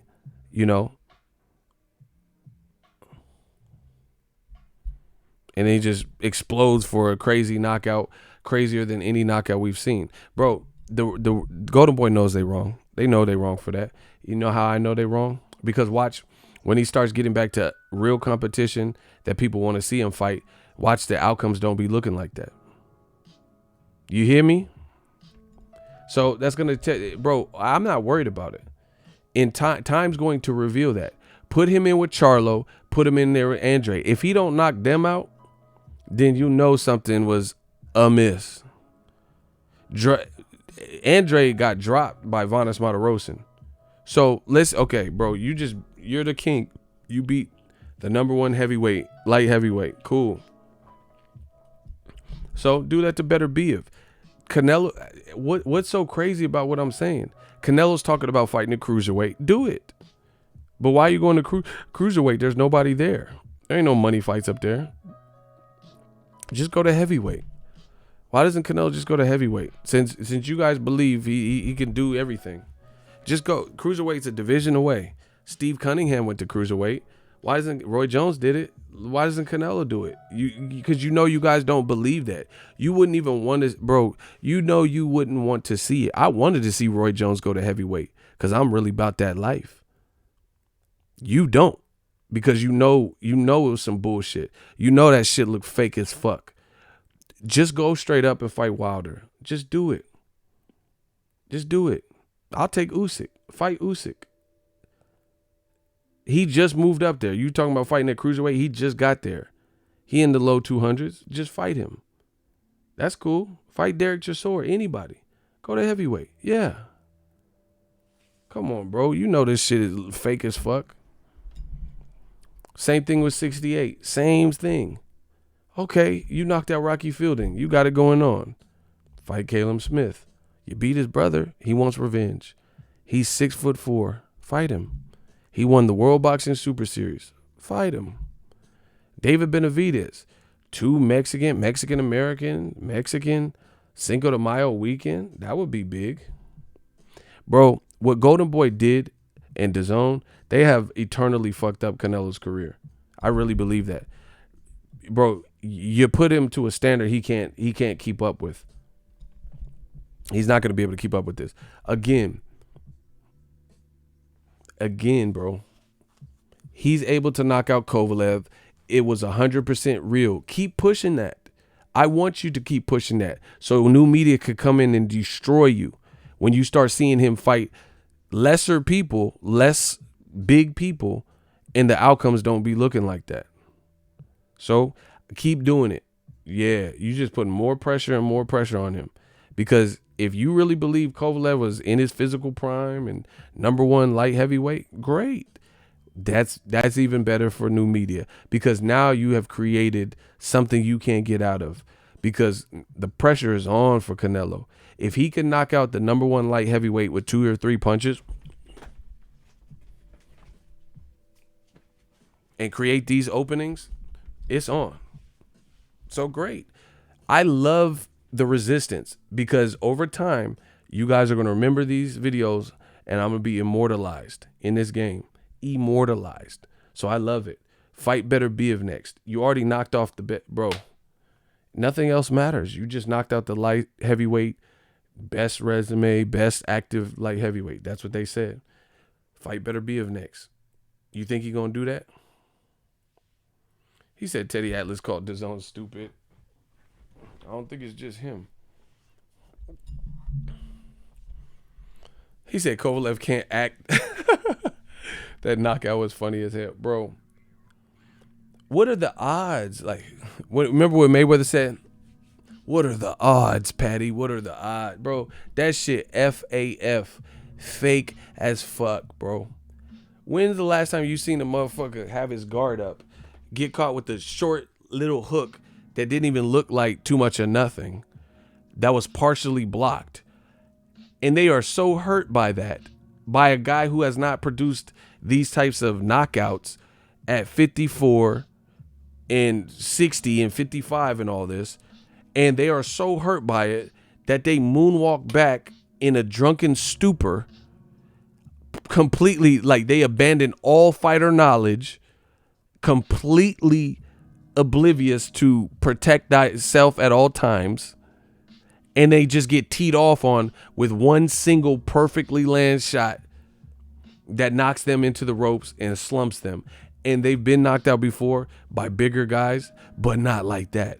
Andre Ward, bro, they're trying to create a fake legacy for Canelo. Andre Ward took 2 tune-up fights and looked good versus Sullivan Barrera and Brand, and he didn't even knock him out in the first fight. And then he knocked him out in the second fight. So he had tune-ups to acclimate to the division. But not Canelo. Canelo doesn't have to do that. He could just come up from 130, 140, 150, 160. He can do whatever he wants, right? The same motherfucker that failed a drug test, these are facts, last year, he could just fluctuate his weight and knock a motherfucker out that's never been knocked out like that. Okay. You guys, you want to believe, bro. You want to believe. That's what that is. Bro, other thing is you caught him with the partial left hook, halfway blocked, and the guy's in such a drunken stupor. Again, he doesn't protect himself at all times, even though he's been a fighter his whole life, and his eyes are closed. When have you ever seen a fighter hurt and their eyes were closed but they wasn't asleep? except for Amir Khan when Canelo slept him, his eyes was open. But so their back is not on the canvas, and they're not knocked out, but their eyes were closed. Not like closed for a second, then you open them. Where their eyes were closed for seconds, and then they just get bombed on. When? Tell me. Tell me when that has happened in boxing history. I know y'all motherfuckers, oh yeah, Floyd. Okay, so tell me a Floyd fight where that happened. When have you ever seen a professional boxer in a professional box, not like somebody who just started boxing and brought in to get rolled over. I'm talking about like a high quality world champion at one time, multiple time champion like Kovalev, where they abandoned all their defense, not knocked out, and closed their eyes before getting knocked out. Name one other fight where and their eyes are closed, but they not asleep. Name one other fight that happened. Yeah, Icy, you told him. I like that. You see how no one's... He said the Ryan Garcia shit looked fixed too. Why won't these casuals say anything? Name one fight where that happened. Name one fight where a fighter didn't even look like they got hit like crazy hard, partially blocked, then put their gloves down and moonwalk back into a perfect position and got teed off on with their eyes closed. Bro, that's what you see on them white boy frat videos and shit, Jackass and shit, where they'll be at a party, they'll be like, yeah, hell yeah, hit me, dude, and they brace up for it and tense up. Yeah, punch me, you know, because you know what's about to happen. Boxing doesn't work like that. You don't know what the fuck combination. Well, okay, why would a professional fighter close his fucking eyes so you can't see no punch? Just tell me that. Like, you would be in defense mode, right? You would be in defense mode. Why would you close your eyes for multiple seconds and then just not know what's coming at you?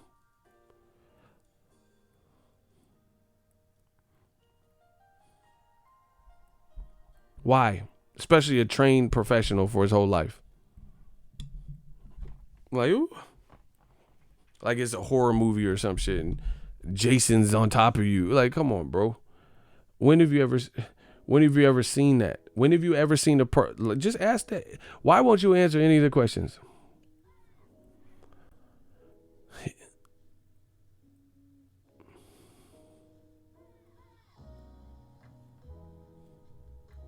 Why?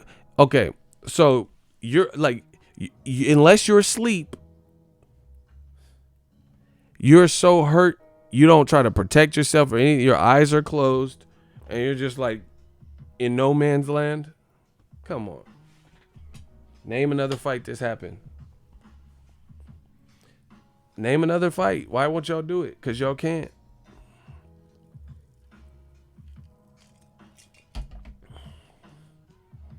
And I could tell Canelo being prideful. Bro.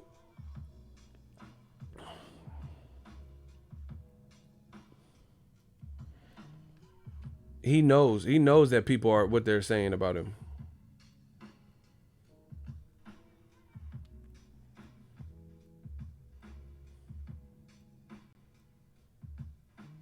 He knows what people are tripping. Because he's posting all types of shit. He said, oh, my true fans. He said, my true fans. And it was so unhappy that he got a knockout. He said, my true fans get emotional at my fights or some shit.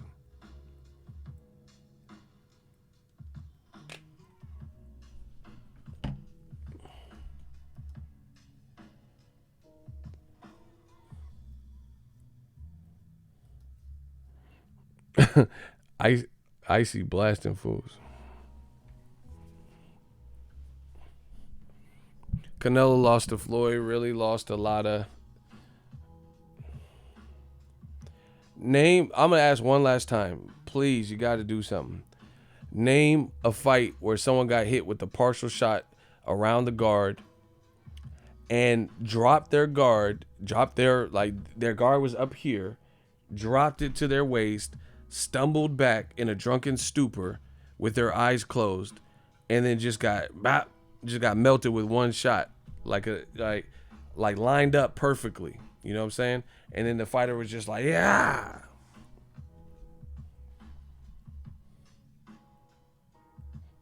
He said in Rocky 5. See, nobody's answering it for real, so let's just move on.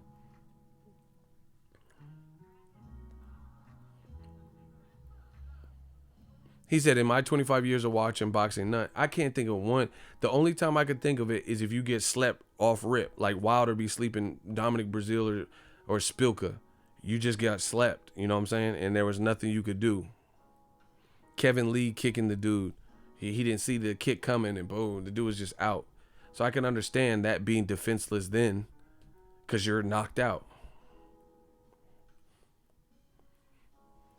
Not eyes closed. But see, that don't count, Jose, because Victor Ortiz, he had his guard down, but his eyes weren't closed. Even after he got caught with the punch he didn't see, his eyes weren't closed. You notice that? So I'm glad you brought that up. Watch that fight again. I remember, obviously, I've seen it hella times. Floyd was like, bink, and his head went like that, and his eyes weren't closed. And then Floyd came back and hit him with like a cross, and then he got slept. But he didn't go bink, and his eyes were like closed, and he just stumbling around, and the Floyd's like, yeah. Come on, bro.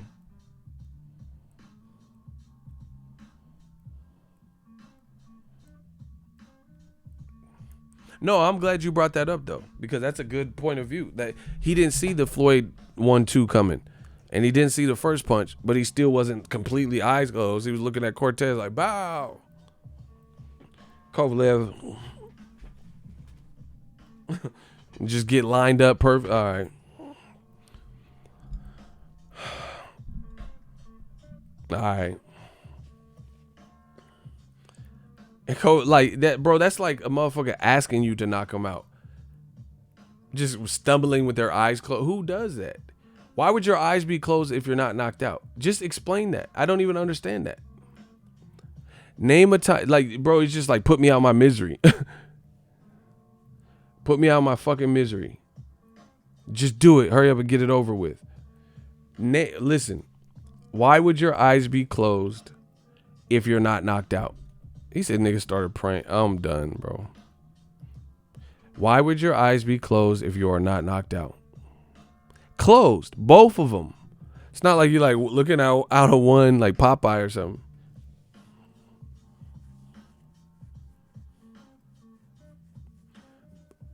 Why would your eyes be closed? I can understand being bad hurt, real bad hurt, the difference of it. Why would they be closed? Why would you stumble back and your eyes are closed before you got knocked out?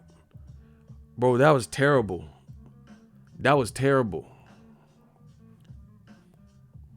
Someone said he was resting his eyes. See, y'all know y'all don't have no real answers. That's funny though. I ain't never seen someone stumble. Like if he would have stumbled back, see, that's why it looked fake. That's why it looked like somebody pretending to be so badly hurt. Because again, that doesn't even look like a natural thing. Like, watch Eliter Alvarez. He dropped him 3 times. His eyes weren't. Why wasn't your eyes closed? If that's a habit or something, why weren't your eyes closed in? Eliter Alvarez was feeding you, and his eyes were fully open, even on the canvas. But Canelo's just hitting so hard. Okay. He's hitting so hard that, you know, nobody can tolerate his power, even though people tolerated his power. It's just, bro, come on. But anyway, back to Dazn. Listen, Dazn got to do something. Why do you guys ask me the same thing? You really think it was rigged? The fight did not, the whole thing, the promotion, something about it did not look right. Yes, I am on record saying that. It didn't look right. I'm not talking about, see, y'all keep focusing on, the final fatal blow. I'm talking about the fucking show, the whole thing. every round. The fact that Kovalev was reserved to just jabbing and not even the hardest jab that he did with Ward or anybody else, not throwing power punch. Yes, the whole thing looked fake as fuck. Stop asking me that. It looked fake. Fake as fuck. F-A-F. I don't know why you guys keep asking me this. Nothing is going to change it. It looked fake as fuck to me. But like I said, even if it wasn't fake, then Kovalev is completely washed, which proves that this was an advanced cherry pick, like I said. And Kovalev has no business even getting back in the ring. Masvidal wants to fight Canelo. Yeah, I heard that. Canelo will probably fight him over, somebody like Andre. But anyway, let's get back to Dazn. Look, Michael Benson, the WBC Super Bantamweight champion, Ray Vargas. Look, this is the Dazn decisions and stuff that I'm talking about under their umbrella. Dazn Bantamweight champion Ray Vargas and flyweight mandatory Julio Cesar Martinez have tested positive for trace elements of clenbuterol in their VADA test. The WBC have decided to take no action as they believe it was due to contaminated Mexican meat, as with Canelo.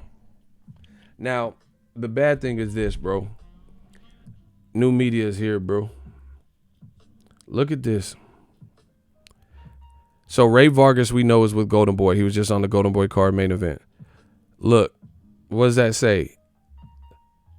Matchroom Boxing. Canelo promote. You see that? Bro, this is terrible. Look. Look at this. Canelo Promotions and Matchroom Boxing. Look. Welcome to the team, Julio Cesar Martinez. The Mexican talent signs a multi-fight promotional deal with Matchroom USA and Canelo team, and challenges for a vacant flyweight title. And you see Matchroom and you see Canelo's logo. Now, once again, this is the same person who, along with the Golden Boy champion, Ray Vargas, just tested positive in their VADA test for clenbuterol. Bro, this don't look good. And the WBC said it's contaminated meat. Wasn't me. Bro, something has to be done. Listen. So, let me get this straight. Eric Morales fought Danny Garcia, I think, for a WBC. He tested positive in the rematch for clenbuterol. Francisco Vargas fought Orlando Salido. He tested positive for clenbuterol. Canelo Alvarez last year, the Golovkin fight got fucked up, tested positive for clenbuterol. Julio Cesar Martinez signed to Matchroom, Dazn, and Canelo recently signed to Matchroom, tested positive for clenbuterol. And Golden Boy Promotions champion Ray Vargas tested positive. Bro, that is 5 fighters in the last decade who have tested positive for I ate meat and had clenbuterol in my system. Bro, it's just not a good look. And then now the WBC cleared him and said, like, no disrespect, but something has to be done. Like, something has to be done. Why? Okay. If you're on the up and up, why even train in Mexico? Like, for 6 to 8 weeks, people relocate. That Joshua just trained in Miami, especially Canelo. He got more money than, some of these other fighters. But so you can fight in America, but you can't train in America. You can't make accommodations, or the promoter or something. Like Golden Boy can't. I don't even know where Ray Vargas lives, so I don't know these guys' residence. I don't even know that they live in Mexico. See, and that's the other thing. Where some of these people that are testing positive, where's their residence? Like, Was Eric Morales living in America or was he living in Mexico when he tested positive with Danny Garcia? You know, nobody's like, there's no like real investigation or anything. You know, Canelo, I thought he lived in San Diego. So if he's about to fight Golovkin, money you don't want to mess up, and you're a multimillionaire, you just had to go to Mexico for training camp. You know, you couldn't just stay in San Diego for 6 to 8 weeks, get the fight out the way. I don't know. I'm just saying if it becomes a taint to you're talking about tainted meat. If it taints your legacy, why would you want to chance it?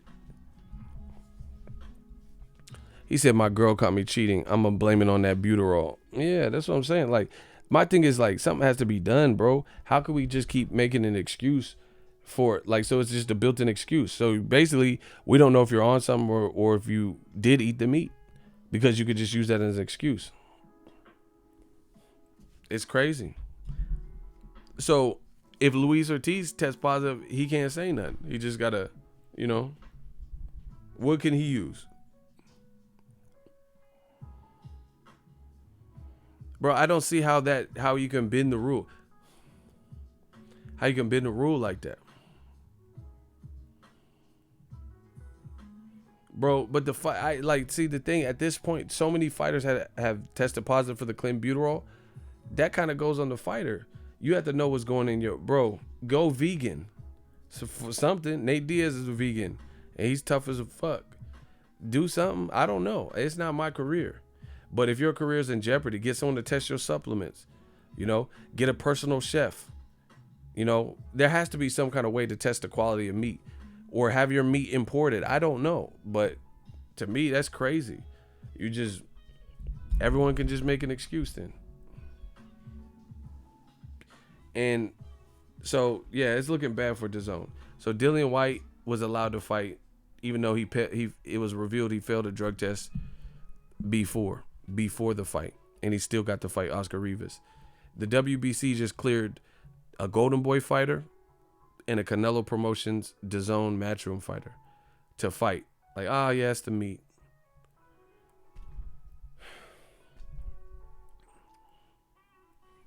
I mean, what? How is this real life though? How is this fair, bro?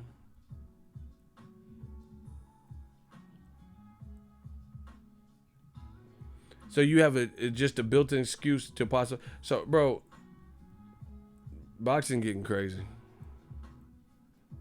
Boxing getting real crazy. So let me get this straight. Let me get this straight.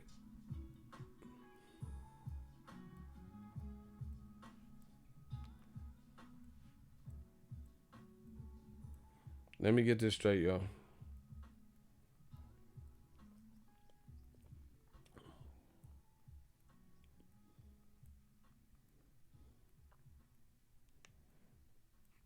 Look.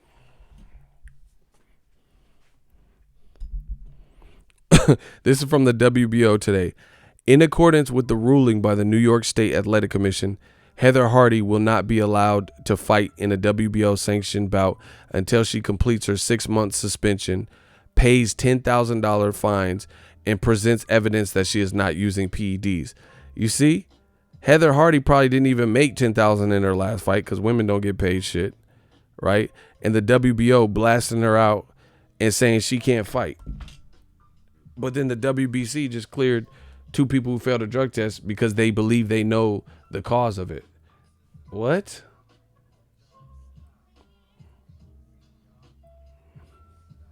Bro, let me tell you this. So, last year Canelo failed a drug test, right? This year, a Canelo Promotions team fighter, Julio Cesar Martinez, failed a drug test with Nevada. Same thing, clenbuterol. And then a Golden Boy fighter, right? Ray Vargas, also champion, failed a drug test. That's 3 fighters. Chavez Jr., Julio Cesar Chavez Jr., refused to even take the test. How is this acceptable? Bro, that's 4 people in the last 2 years. Chavez, I think, is with Al Heyman. I think. I don't really know his. I mean, how? So 3 people fail with clenbuterol off the top of the head, and then Chavez just won't even take the test. So, how do we clean this problem? How do we fix this? You know what I'm saying?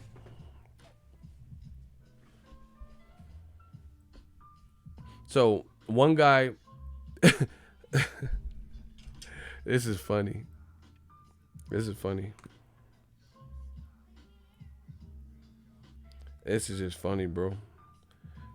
So Heather Hardy, the woman, she got to face max penalty and pay $10,000, right?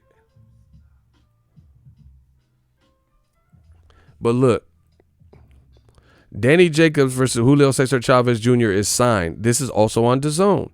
Per source familiar with the deal, it was originally slated for Vegas. The fight has been moved to Phoenix on December 20th after Chavez was suspended in Nevada by the commission for refusing a drug test. They have a presser on Friday. What? So a DAZN employee is telling you that DAZN is still trying to make Chavez Jr., who refused a drug test. They're telling you he refused a drug test. And he is banned until he has a hearing and it explains why, right?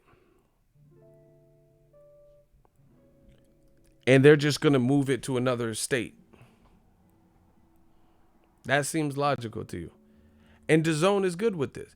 Okay, so they're good with Golden Boy having Ray Vargas, a champion, who just fell for clenbuterol. They're good with Canelo Team and Matchroom Promotions, Julio Cesar Martinez, fighting for a title. He's supposed to be fighting for the vacant title from Charles Edwards. Just fell for clenbuterol.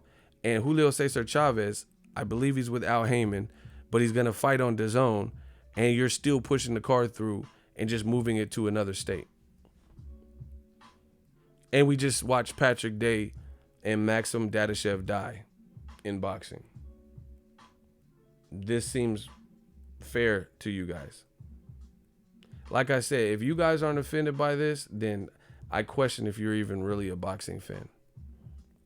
So we could just watch Patrick Day, the Hugo guy, and Maxim Dadashev die in vain because boxing won't even try to fix some of these problems. So things like this could continue to happen.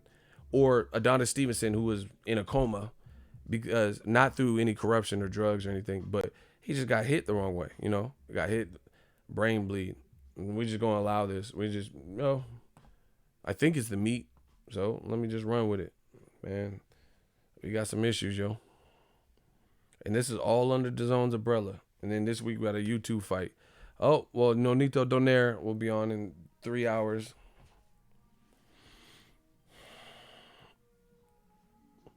How is DAZN supposed to take over when they have so much bullshit going on over there? Anyone got an answer?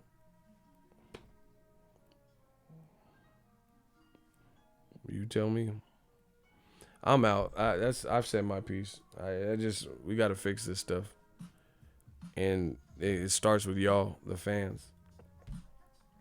That's crazy, bro. That's like a trick you do when you a kid or something.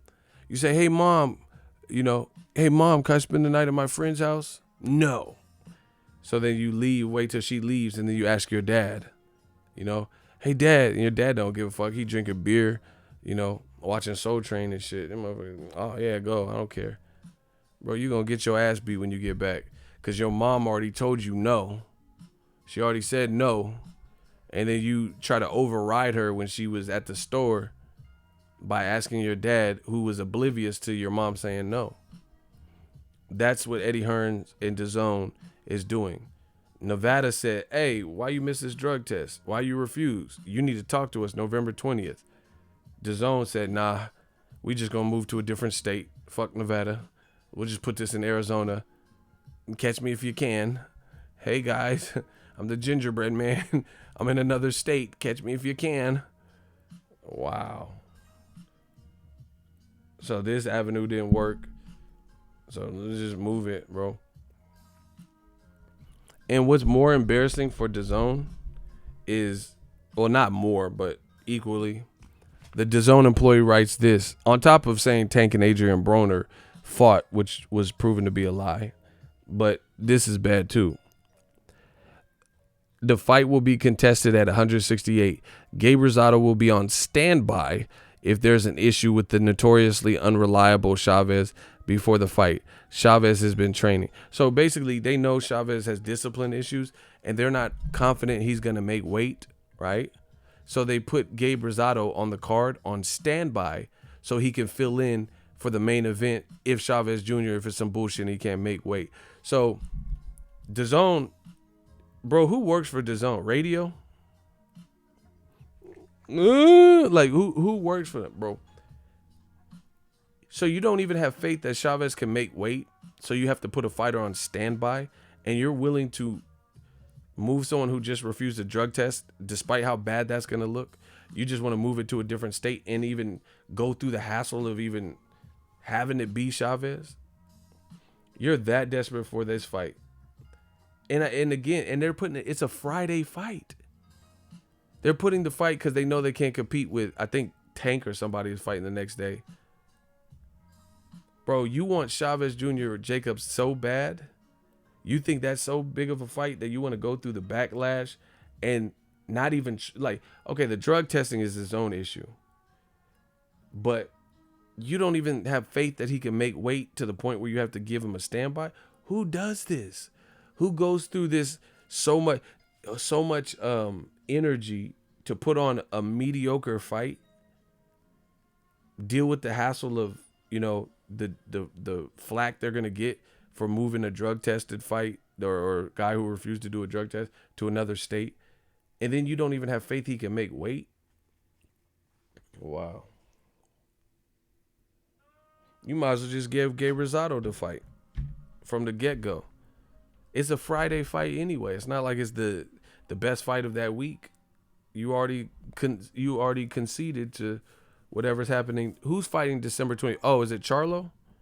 Charlo Harrison fighting December 21st? Somebody is.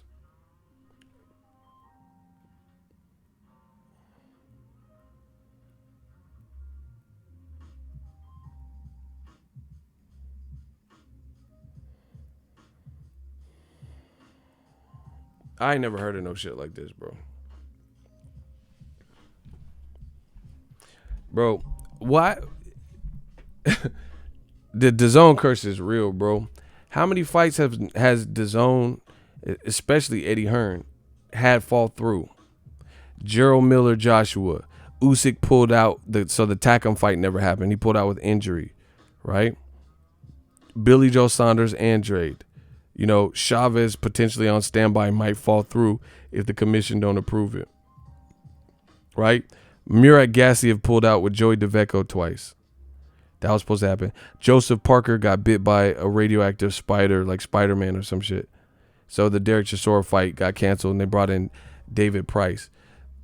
Anthony Fowler fight got canceled. Scott Fitzgerald fight got canceled. Lawrence Okoli is injured. Bro. This is off the top of my head, bro. This is just like, fuck. You know, people, Daniel Roman, he's injured. He pulled out of his fight. Man, this is like the DAZN curse. That's what I'm saying. It's like, damn, someone always injured and pulling out and drug test fail. It's like crazy.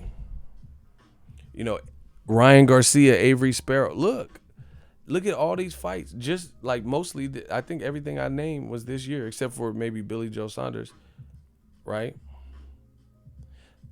Like, fuck. Usyk versus Tyrone Sprong. Remember?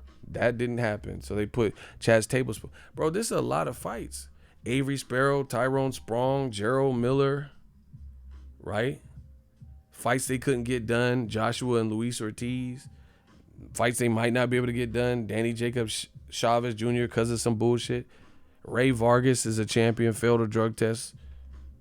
Julio Cesar Martinez failed a drug test. They're not imposing rematches that should happen. Triple G versus Deryevchenko. Katie Taylor versus Delphine Persoons. Charlie Edwards versus Julio Cesar Martinez, who failed a drug test. Bro, this is just sloppy. You know, Usyk got injured. Murat Gassiev got injured twice. Joey DeVecco fight got canceled twice. World Boxing Super Series, Nonito Donaire was supposed to fight Zolani Tete the week of the fight in New Orleans. Zolani Tete pulled out. World Boxing Super Series. Ryan Burnett got injured. Bro, what? This is terrible, bro. I ain't never seen it. I ain't never seen no one company go through it like this. God damn. That DAZN curse, bro.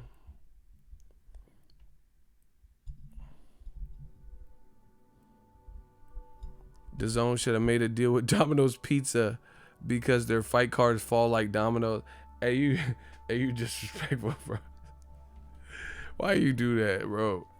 He said they should have deal with Domino's Pizza. Yeah, you can't do Con Brook. Caleb Smith and Billy Joe Saunders ain't getting made. Andrade is stagnant. You got Billy Joe Saunders fighting Mr. Bean. You got Devin Haney fight was announced Saturday, and he fighting next Saturday, and nobody knows the opponent. You couldn't get Luke Campbell for Devin Haney. You know, Lomachenko became the franchise champion, so when he even became a mandatory, you still couldn't get him Lomachenko. Maurice Hooker got stopped by a top-ranked fighter. Andy Ruiz got stopped by a Al Heyman fighter. Bro, this is a lot of shit for one, bro. I see why they, now that I think about it, I see why they putting all this in the KSI Logan Paul. They trying to come up on this one. Bad decisions.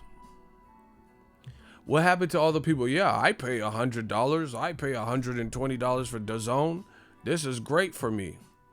Just what happened, Biggie? What happened?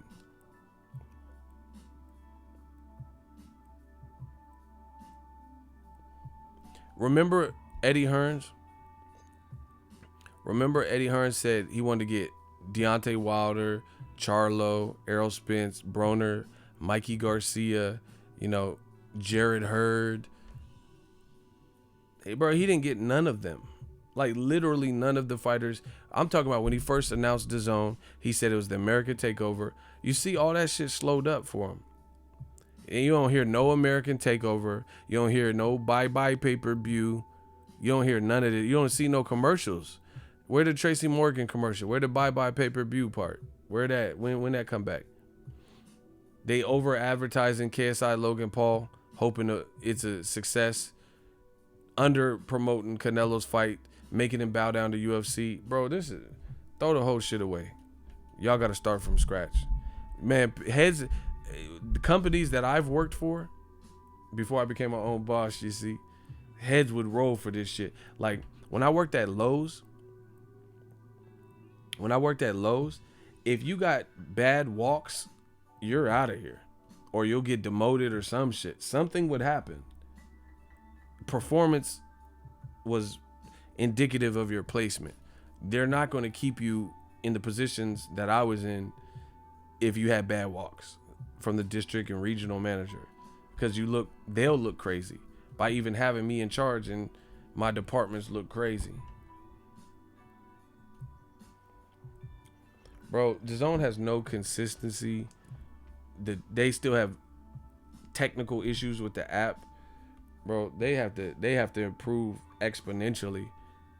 And then the worst part about it, they was like pay-per-view is dead and all this shit. Where Showtime is dead, and the fans was running with that. Where that part? Where's that? All that. Look, bro, this looks so crazy. Look at this shit, bro. I called a source at DAZN today to get the company's thinking. The source said DAZN execs are not second guessing the decision to put here. I have to just read it like that because this shit's over focusing. But I called a source at hold on. Oh, you know what I'll do? I got y'all. I just want y'all to see everything I say. Look, so y'all know. I called a source at Dazn today to get the company's thinking. Dazn execs are not second guessing the decision.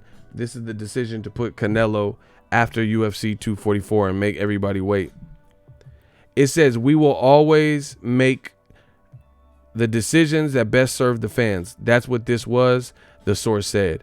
Dazn would not say how many subscribers the streaming service gained on Saturday, but said it was a significant number. Quote, we saw that it worked, my Dazn source said. Nate Diaz fans came right over after the fight. It was instant feedback. That is, it was clearly the right decision. Man, they full of shit. Where the numbers at? Bro, ain't nobody talking code and tongues and shit if they really satisfied, bro. They wouldn't seem so in my opinion, they wouldn't seem so desperate. They wouldn't be so desperate with this KSI Logan Paul if they really got this type of traction from the Canelo fight. I call bullshit on that.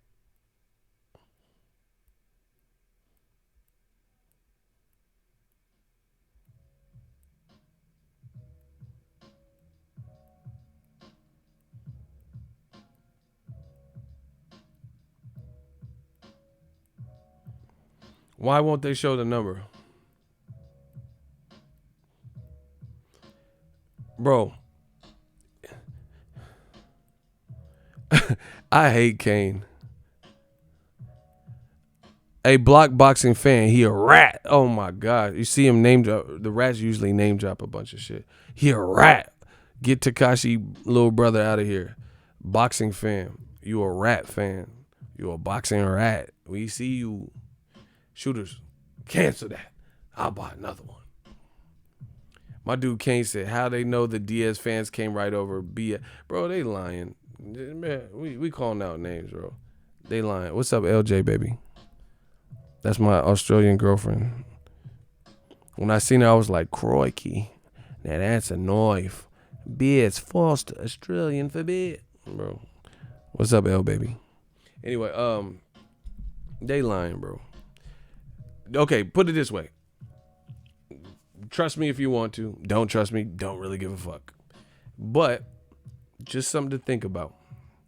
Dazn has been out over 1 year, and they had high ambitions. Oh, we're gonna sign Mikey Garcia and Errol Spence and Deontay Wilder. We're gonna sign, Snuffleupagus, Braun, and blah blah. Right? This is what Eddie Hearn said. American Takeover. Right? But they're bowing off of dates. They're playing their competitors shit. They're playing their competitors show in the MGM, and everyone can see and on Twitter and shit talking about it. They keep talking about this surge in numbers. Just listen. But wait, there's more. This huge surge and Nate Diaz fans came right over. Do you guys understand? They have dropped one number from any viewership from all 100 fights, 100 nights, and they have dropped one fight's viewership numbers. That was Canelo versus Jacobs. So explain that to me. Somebody explain to new media why that would be the case. You've only heard the purported numbers from one fight. So their moniker is 100 fights, 100 nights, and, drink a Sprite, all this shit. They like to rhyme and all that. But they've literally give us the number of viewership for one fight. It's not a success. And then if KSI Logan Paul does what they expect or exceeds it, watch them release the number. Yeah, I mean, it's typical.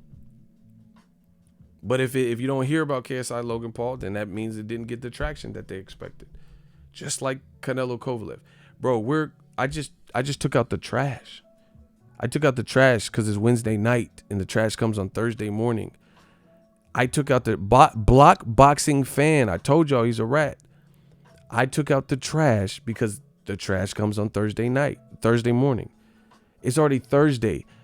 Pay-per-view, you have tracking, you have numbers that track that you can tell as early as Sunday night, but definitely Monday, Tuesday, where you get an indication, maybe from PS4 consoles and different things, maybe the numbers haven't come back from everything, but you have a good indication. They have not told us Canelo Kovalev numbers. You know it was trash. How are you going to keep saying it's a huge surge and spike in Nate Diaz fans came right over? You capping. Why do people got to lie, bro? So Nate Diaz fight, right?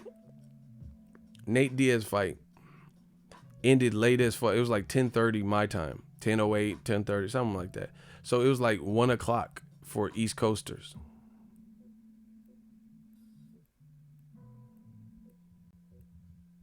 Right? So Nate Diaz fans just came right over. So they came over at 1 o'clock. That's what you want to. How so Nate Diaz don't got no East Coast fans, but he just fought on the East Coast, bro. Listen. Somebody finna pay. Somebody got hell to pay.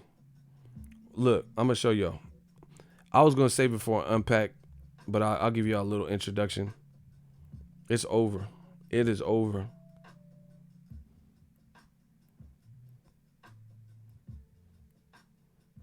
Watch.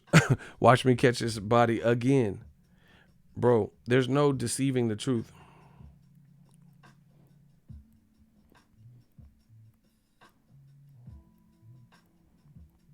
Watch.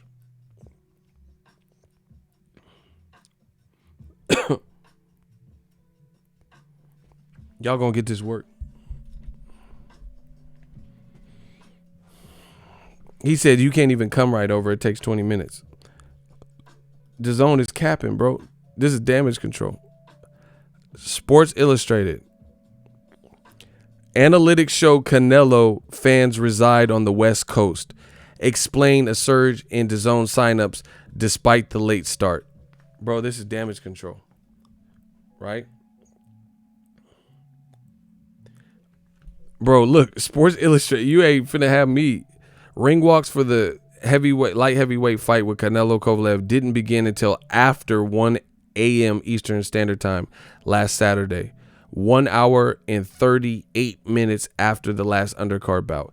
Bro, they had you waiting for an hour and 40 minutes. That is embarrassing. And they were waiting for another card, bro. Bro, you could watch a movie. You could watch The Joker damn near in the amount of time they had you waiting. Bro, Dazn really fucked up. They fucked that up.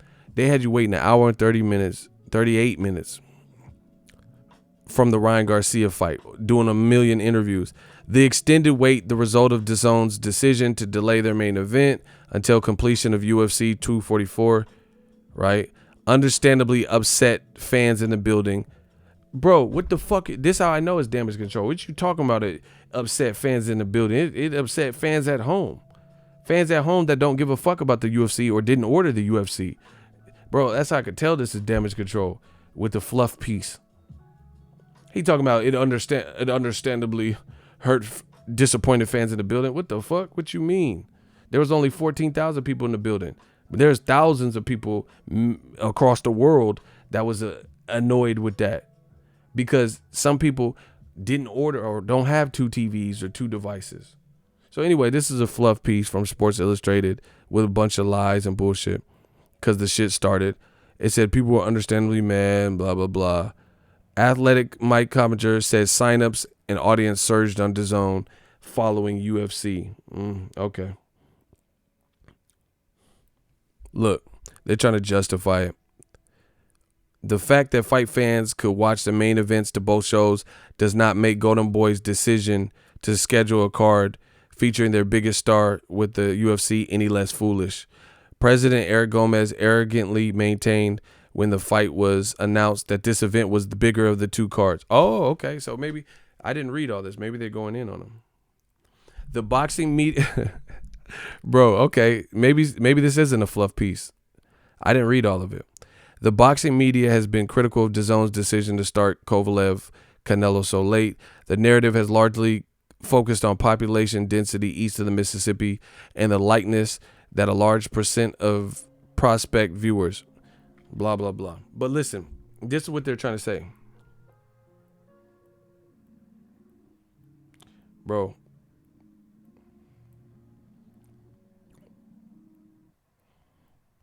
I'm trying to get to the part for you guys.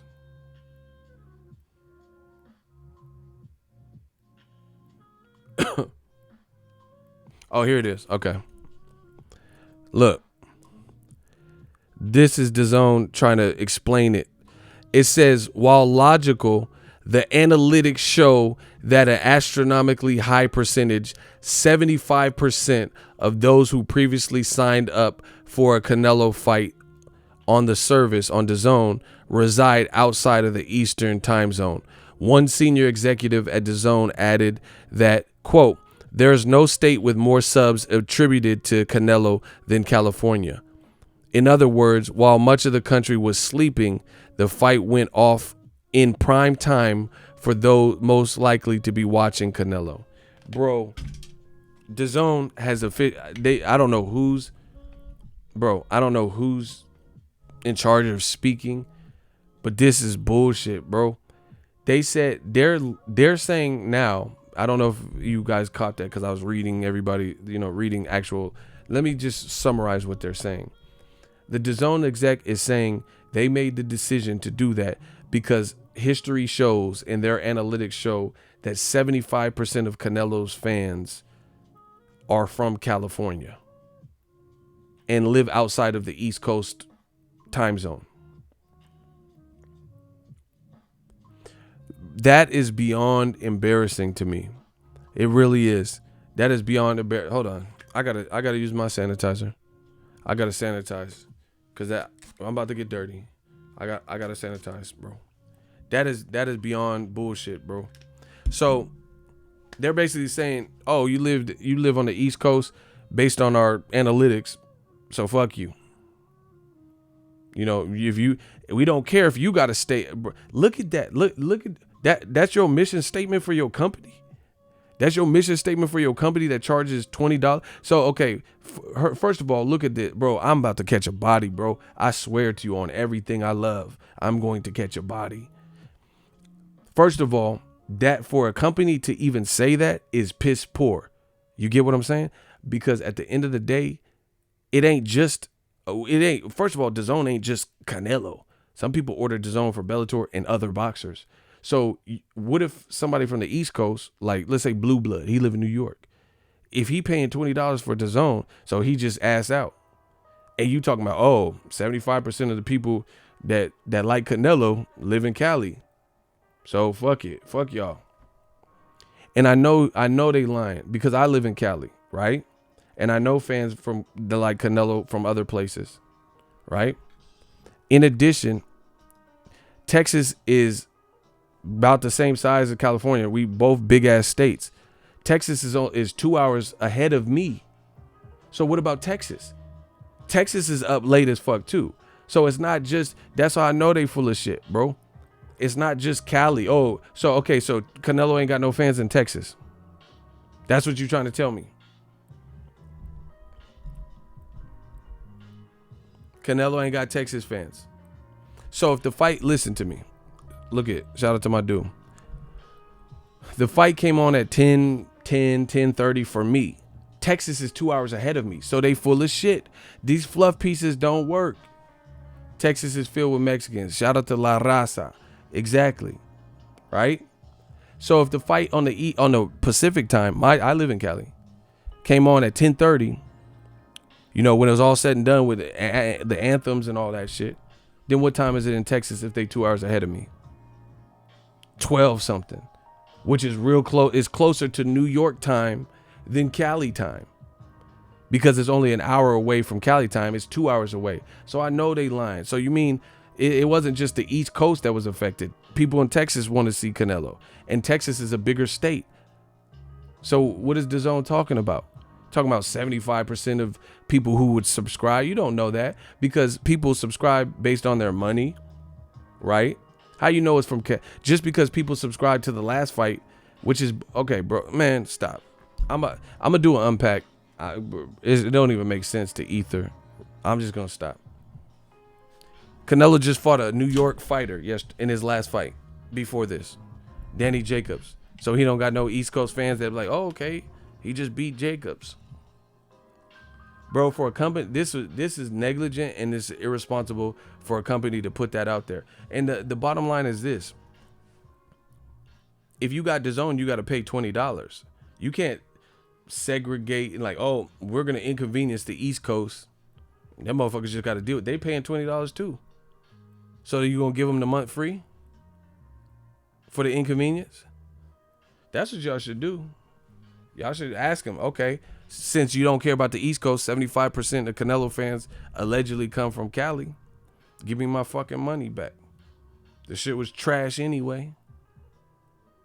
And like I said, it don't explain Texas. Texas is closer to East Coast time than it is me. It's 2 hours ahead of me. So you have motherfuckers in Texas. So once again, the more people talk, the more we analyze, and we gonna see what you say and see if it makes sense. People in Texas was up virtually just as late. Now, if you want to watch Nonito Donaire versus Inoue, you gotta wait until 4 a.m. on. So let me get this straight. Last week, right? East Coast and Texas really got fucked, having to be up to the start of a fight. Bro, a fight that went 11 rounds started at 12 Texas time, 12:30 Texas time, or even later, 1:30 New York time, and like 10:30 for me, right? So they got it fucked up, you know, that part of the world. But now the West Coast is getting fucked up the very next week. I got to stay up and watch Nonito. I ain't been to bed. And if I want to cover, which I try to cover all the major fights, if I want to see the final fight in a tournament, I got to stay up till 4:25 in the morning before Nonito Donaire and Inoue fight. So y'all got fucked up last week. I'm getting fucked up this week. At least it's going to be 7:25 for y'all. But they said the ring walk's going to start at about 7:25 East Coast time, which is 4:25 my time. DAZN got to get it together. That's my time. Let me know what you guys think. This is an embarrassment, but, you know, I never see no company act like that. Talking about, oh, we made the right decision because our numbers grew. So that's all it's about. It's just about your numbers. It's not about the fans. It's not about, you know, somebody is in college or something and they got to get up early. You know, they got to take their kids to a dentist appointment or whatever, you know, whatever. It's just about you had this surge. All right. That's how you feel. Good luck. Good luck to DAZN with that. Bro, they were better off just accepting the backlash. But saying that, all right, got you. Bro, they talking about 75% of Canelo. Get the fuck out of here. 75% of Canelo's fans who sign up for DAZN come from Cali. Really? So there ain't nobody in Texas, which is equally big, if not bigger. There ain't nobody from Texas. There ain't nobody from New York, Jersey. Bro, I know so many people. I know people in New York that fuck with Canelo heavy. This is suspect. Ooh. He said 8 a.m. in Argentina for Donaire, and we're lucky. Yeah, at least you up.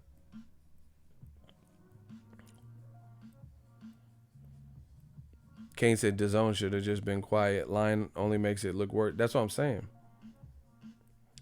Look, he said I'm in Ohio and he got fans here. That's what I'm saying, bro. Why would you even take that standpoint?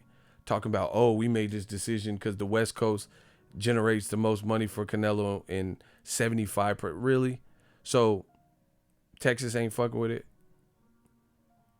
You don't think Jersey and New York got Canelo fans? Bro, DAZN, they need to get it together, bro. New media is here. Okay. Just answer my question. I don't know what I'm talking about. Block Lucky Shanks. He's a rat. Block the rat. I've been doing this too long. Lucky Shanks, you about to get shanked. We gonna hit you with the Lucky Shank. You a rat, bro. I know. I smell y'all out. I smell that Patron pizza and I smell that you a rat. You a rat. Oh my. Listen, this is how I know DAZN is trying to save face and they full of shit with this statement. 75% of fans of Canelo originate from Cali. Why the fuck did he fight Rocky Fielding in New York and they said it was sold out? Y'all, you know you done fucked up. You know you done fucked up, right? You done fucked up. So, just December of last year, Canelo fought Rocky Fielding, an unknown guy from the UK, in New York, and it looked pretty lit, and they said it was a sellout. So how Canelo ain't got no fans on the East Coast like that, but you sold out with the unknown Rocky Fielding?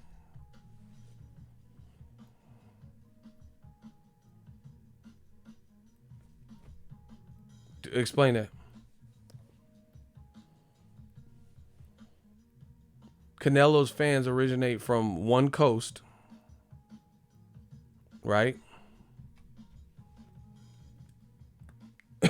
Bro, Dazn was better off. Wait till the ether come. Almost thought you would come with the ether. I'm about to Joe Budden them, bro. They gonna get this work. They should have just said nothing. It's on now. We gonna break. I'm about to unpack this the real way. You know, we gonna unpack this. The other thing, I don't want to give all my point. I'll do it. I'll give the points because I know y'all gonna watch the unpack when I drop it, because it'll be more cohesive. You know. The other thing, you should have never said. Dazn should have never said nothing. You know why? Do you know why? If y'all want me to body them, if y'all want to see a body right now, can I get a hell yeah in the comment section? Watch this. Watch this.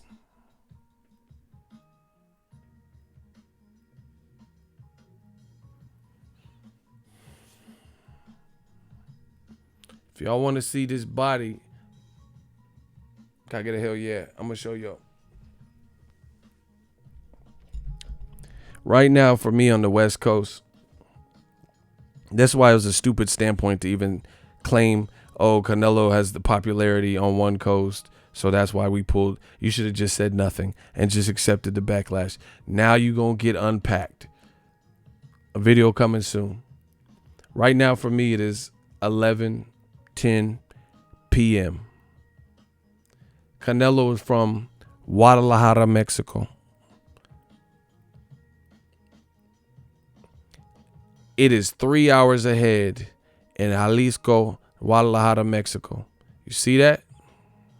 So your decision that you should have remained quiet about, instead of saying, oh yeah, Canelo's fans, they come from Cali, so it made sense to us. What about his fans in Mexico? He from Guadalajara. They had to wait up. There's no way they can get no futuristic telecast. If he ain't walked out yet, then they couldn't have seen the fight. So they on the same time as Texas time. So, which is, again, the same, virtually an hour different from the East Coast time. So what we talking about? So you didn't just do this for California and the West Coast because they were cool and that's where his number. You fucked it up for everybody. The people in the West Coast, I'm from the West Coast. Bro, I am the West Side. What? I am the West Side, and I was pissed. So other people were more pissed because it was later for them. So explain to people back home where Canelo is from being inconvenienced. So, I thought his numbers. So what you did, it's not just about the zone and shit. It's about Canelo not coming out in an appropriate time. That hinders everybody that wants to see him. So that's what I'm saying. It's selfish.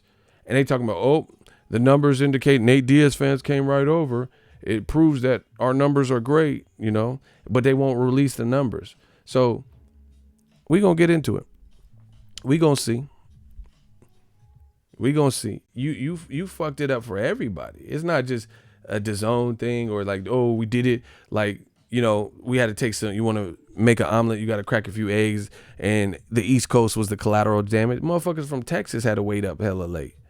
You know what I'm saying? Midwest had to wait up hella late. People in Mexico had to wait up later than normal. You fucking up boxing traditions, bro. The zone is really fucking. They got Saudi Arabia. You can't drink. You can't smoke. Some people like to drink and smoke. They like to vape. I drink, but I don't vape. I don't smoke or nothing. But different culture, different rules, different customs. So you got Joshua fighting Ruiz in Saudi Arabia. People can't get drunk and go watch the fight. That's not, accepted in the, part of the customs. They should have said nothing, bro. Unpack coming soon. What's up with my dude Icy? I told Ego they wouldn't release those numbers unless it did significantly better. He's not lying. He told me that. Bro, I told you too. I told you guys I don't think it was going to do better than Jacobs, which I don't think it did better than Jacobs. Bro, why would it do better than Jacobs when Jacobs was in the dead of summer, Cinco de Mayo? This was on more of a mourning, this is a mourning holiday, celebrating the dead, Day of the Dead, That's not like the same type of summertime what Cinco de Mayo is in America. You know what I'm saying? Block Baskademics. Block him. He's a rat. I smell the rats. Baskademics, you a rat. I can tell how they position their questions when they a rat. So anyway, Dazn got a lot of things on their plate. We'll see how KSI Logan Paul goes, but I'm not happy with a lot of the decision-making process.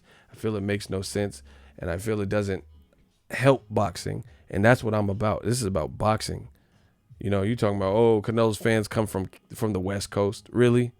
But you got him fighting on the East Coast. Man, good luck to Canelo's next fight. I can only say that.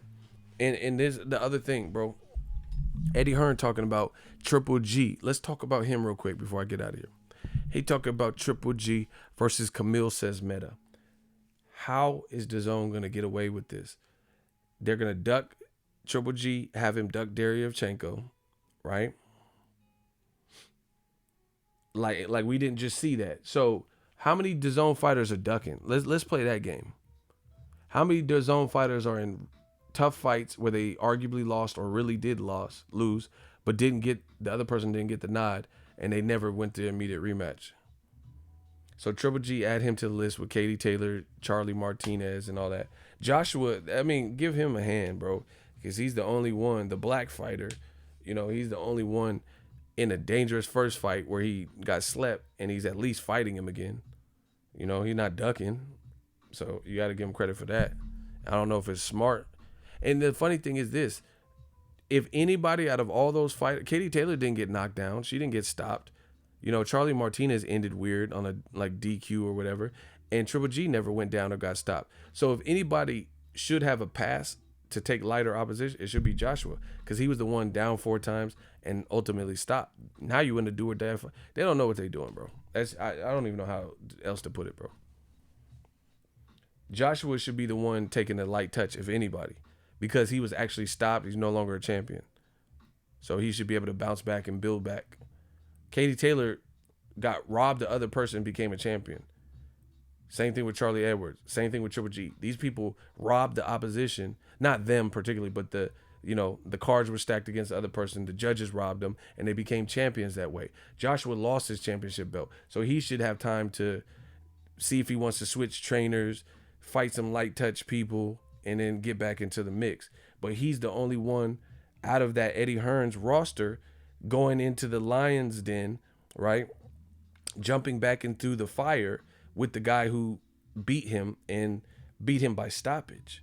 Katie Taylor, she didn't get stopped. She lost, but she didn't get stopped or dropped.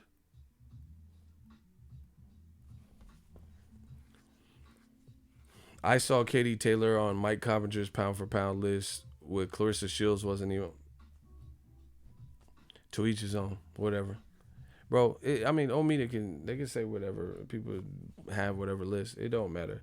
Y'all know y'all fucking with the real. So that's just what that is. Ain't nobody got no battery in my back. So anyway, just tell me that, what is DAZN's end game? So you go, okay, Eddie Hearn's talking about Triple G versus Camille Says Meta. Nobody gives a fuck. Triple G stock is dropping. Bro, it's a wrap for y'all. Y'all know that, right? Y'all know it's a wrap for y'all.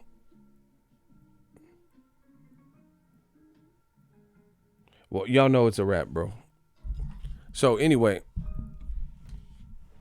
I got to stretch out a little bit. All right. My bad. I got to hold this mic because does it sound crazy different or is it cool? These long streams been killing my back. This actually feels kind of better. Does it the sound doesn't sound too much different, does it? Does the sound crazy? Oh, LJ said it's cool. All right. Cause I didn't know if it was too close. But look at it like this, man.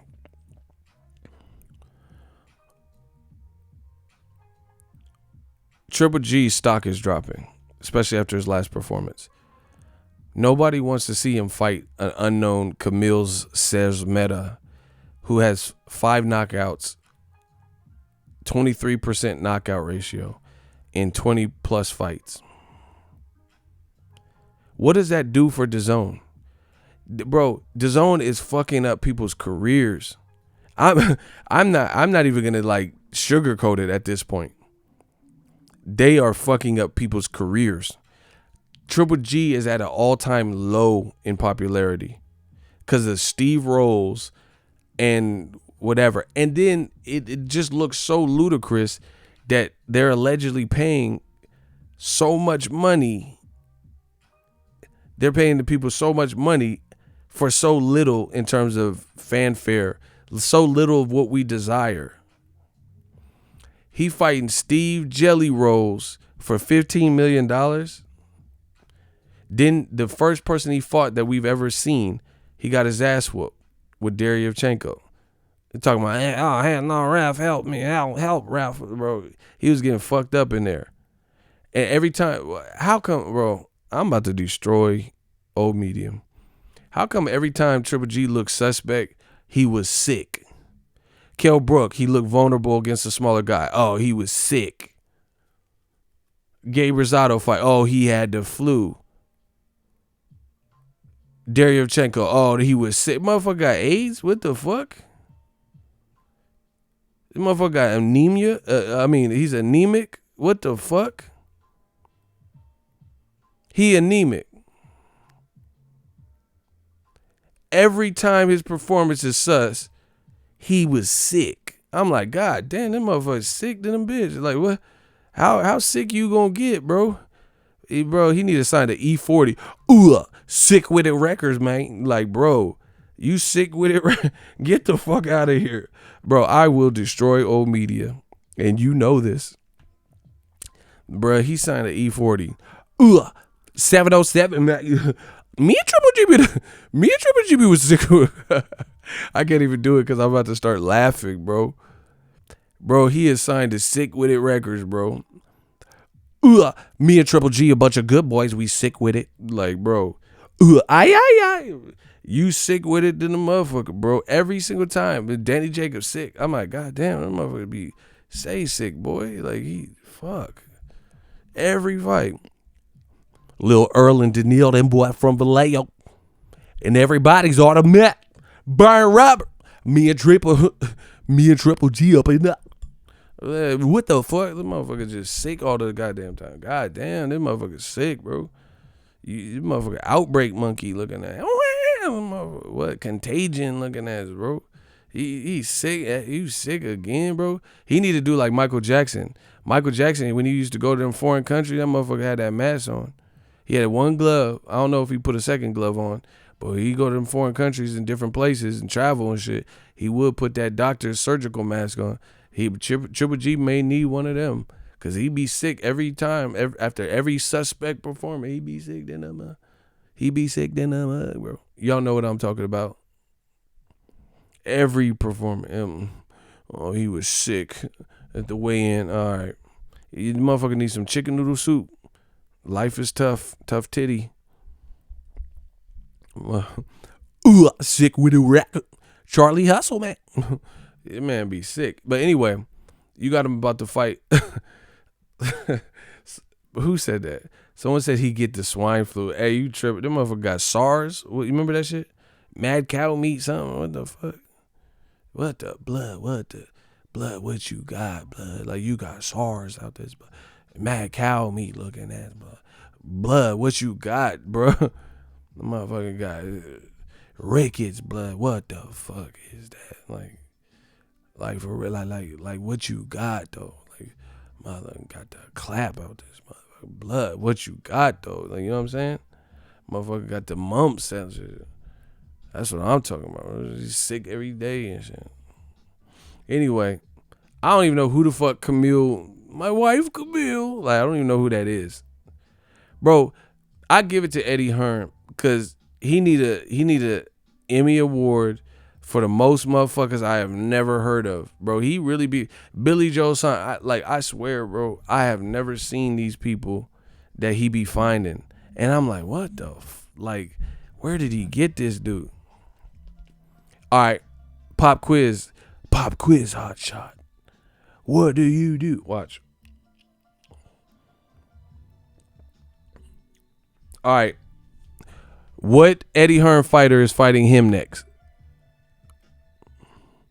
See? Once I just put the picture of the fighter, y'all motherfuckers don't know. Cause I would say, oh, so and so's fighting him.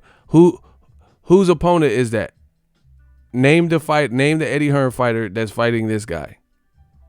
See, y'all don't know. Hey, I hate my dude. I see. He said, "Who the fuck is that? Bro? Whose opponent is that? It's an Eddie Hearn fighter. Who the fuck is that?" No, y'all be saying, "Oh, you're hating." So it said Leah, bro. Who is it? Guess. I need all y'all to guess. Who is this guy? Who? Like, who is that for real?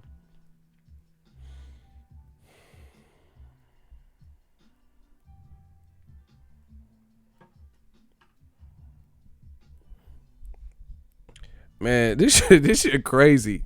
Bro, listen. So it's macaroni Tony and shit, bro. No, listen. I can't stand old media. Something has to be done. Listen, these are the same. Y'all got to start holding people accountable. All right, yeah, 2 people guessed it. Billy Joe Saunders' next opponent.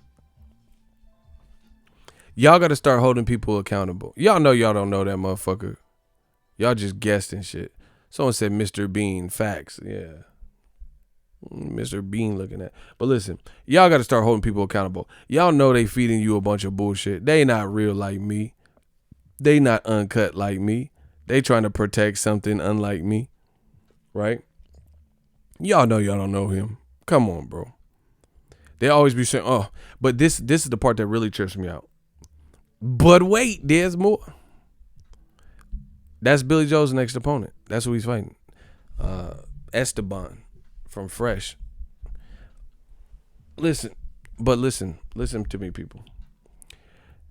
You guys have to hold people accountable. This is the only way this new media shit is going to continue to expand and grow.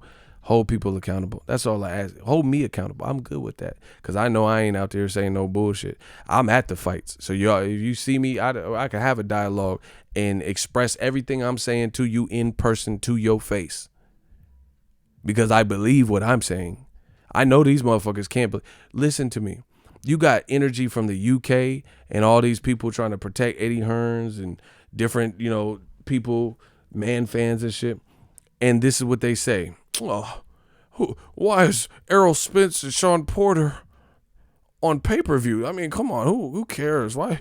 Who wants to see that? Why is Gervonta Davis fighting Tank? Why is Tank fighting Gamboa? Why is he fighting Gamboa? Why do I got to see that? Why is Tony Harrison rematching Jermell Charlo in a title fight in Cali? He's from Texas. Why are they fighting in Cali? Right? All right. Why is Tank fighting Gamboa? Fair enough. But these same motherfuckers don't say shit when this dude appear on your screen and Jumbotron. Bro, so Eric Bana could get a fight. This Chernobyl looking ass, bro. So he get a fight. Chernobyl get a fight. You ain't never heard of him. You ain't never heard of him. But your biggest concern is Tank versus Gamboa. That's the worst fight for you. So you're just like, oh, yeah, who wants to see Gervonta versus Gamboa? So if you were locked in a room locked in the venue, and you could not escape, and you had to watch Tank Gamboa or that guy versus Billy Joe Saunders, that's who you would pick? You would pick Billy Joe Saunders versus him? Come on, bro. It's over for y'all. You know they lying. You know they lying. Someone said he looked like a preteen Klitschko. Bro, you know they lying. Eddie Hearn put on Kell Brook versus a stripper. Michael Zarafa used to be a Chippendale dude. That's what I'm saying. He said at least Gamboa is a name we know. That's what I'm saying. See, that's why they want me to go in on, oh, you're biased. I'm not. Why would I go in? When you got to look at, like when the police, they want the big kingpins and shit, They don't want low-level dealers and shit. They want the suppliers and the plugs and shit like that. And if you look at it, out of all the fights in boxing that are disappointing, you're the most disappointed with where a great fight with Charlo and Harrison is taking place. That offends you the most. Tank versus an Olympic gold medalist who just got a knockout in his last fight and is a guy we know. That's more offensive than Liam versus Caleb Liam. And the UK got to pay pay-per-view box office for it? Really? Tank's moving up in weight, but you don't. Liam, that's a great fight.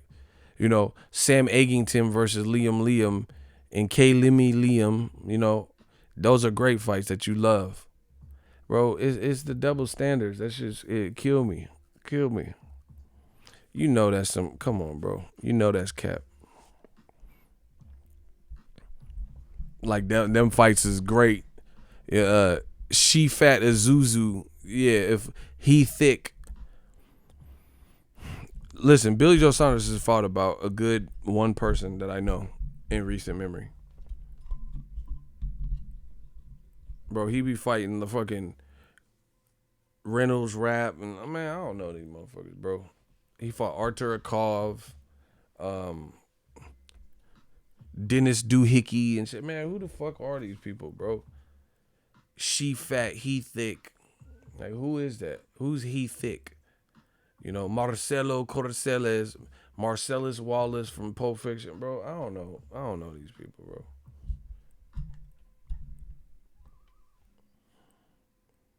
You don't know them either. And the UK be hyping this weak ass shit up. I'm calling out names, bro. You turn to Sky Sports, they be like, oh, we have a short barn burner, a cracker of a fight, Liam versus shit stained Sam. Man, what? Evgeny Trashovich. Like, man, who the fuck is Evgeny Trashovich? Man, he trash. You right about that. That motherfucker hefty. Black bag, yeah. Evgeny Trashovich. Yeah. You got the right name. Trashovich. You right, yeah. I like that. Trashovich. Then we have a former garbage pail kid, who used to be a shithouse dasa. Oh my God, bro. Liam, and a huge, massive risk. Bro, this ain't no massive anything. It's not a massive fight, massive heart attack, massive. Bro, what the fuck? I'm the only one that feels this way. I'm the only one that feels this way.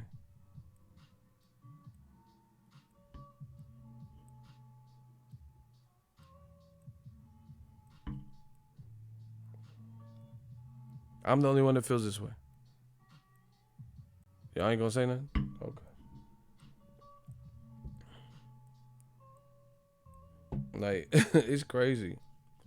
And then I know they be lying, because when I go to the poppin' fights, y'all be tapped in with me. They'll be like, oh, why is Gervonta fighting Gamboa? But then when I go to the fight and I'm in Atlanta, like Usher, yeah, right? And I'm providing y'all content, then these motherfuckers still be in here, hating or not. So I know you're lying. When I'm at Errol Spence versus Sean Porter, oh, this is a boring fight. Why you watch my weigh-in then? Well, I'm talking to Kenny and Sean Porter. Why are you watching it? Why are you watching the press conference I'm putting up? Bro, numbers don't lie. Men lie, women lie, numbers don't. Every time I go to these fights, the numbers, we bubbling. You know? And I could see it interest. When I'm in the hotel room doing live stream, everybody's talking about the fight. I'm like, hey, I just left the weigh-in. That's how I could tell. I could smell the fake. I could smell the fake. You know what I'm saying? And the other thing is they talk about it. Like Wilder, shout out to him. Real champion. Wilder denounced he's not interested in the franchise shit. Good for him. Kudos. They say Wilder's not a star, but he getting treated like one. Bro, let me show you something. Watch this. Watch, man, I told you, I'm going to keep doing long-ass streams and keep growing just to piss people off. Watch. Man, who the fuck is this? See, this is what I'm saying. Who is this? You know, UK gonna hype this up too because he with Eddie. What is this? Who is it?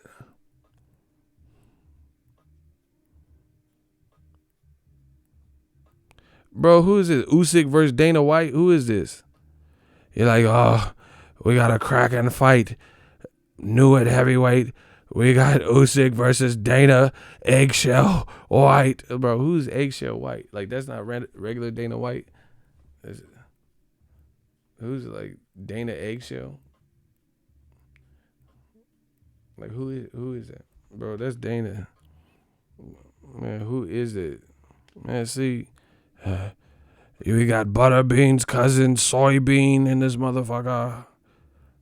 Yeah, this motherfucker look like the commish. Man, get the fuck out. Bro, man, get this shit about it. Who is this, cut? I don't know none of these, cut.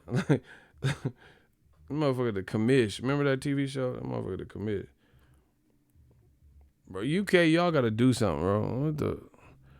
Damn, Regis program. What the fuck? Yeah, y'all, UK, y'all gotta do something for real, though. Look, UK, y'all gotta do something. He's like, why would Wilder think I'm afraid of him? WWE confirmed Tyson Fury returns to SmackDown this Friday. Bro, y'all gotta do something. But anyway, that's not even what I want to show y'all.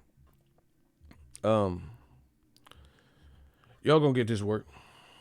Okay, y'all gonna get it. Y'all gonna get to work. Smash the like button. Y'all gonna get to work. Oh shit, I got Golovkin next opponent. Here go Golovkin next shit.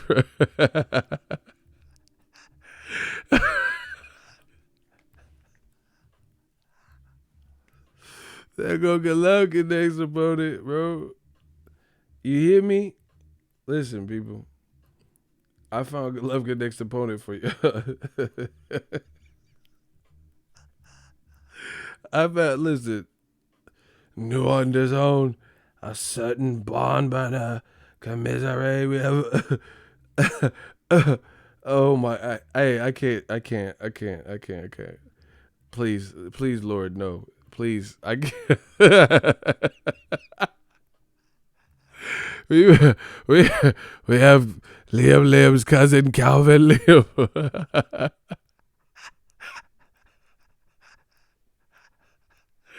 Yeah, Leatherface Liam.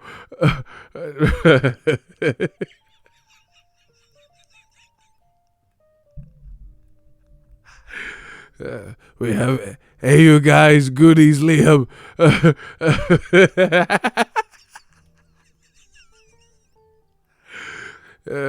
Rocky Road, Liam.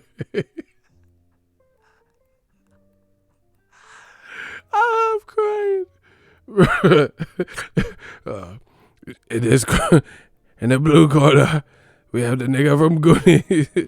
oh shit. Ah, fuck. Oh my god, bro. Yeah, this is real tears, bro. Man, who the fuck? And y'all trying to act like it's just me. You like y'all want to Sam Hagington versus Goonies, Goonie Gaga. This look like a hairless Chewbacca. Who the fuck is Cuz, bro? Who is this? This look like Chewbacca using air and shit. Looking at what the fuck, that motherfucker. Let me get a number 3 looking at. Looking at, bro. Who is? Oh shit, I spit. Oh fuck, y'all made me spit on myself, bro. I can't even do this anymore. Whew. All right, I'm back. Anyway, come on, bro. Y'all know it should be trash, bro. It should be trash.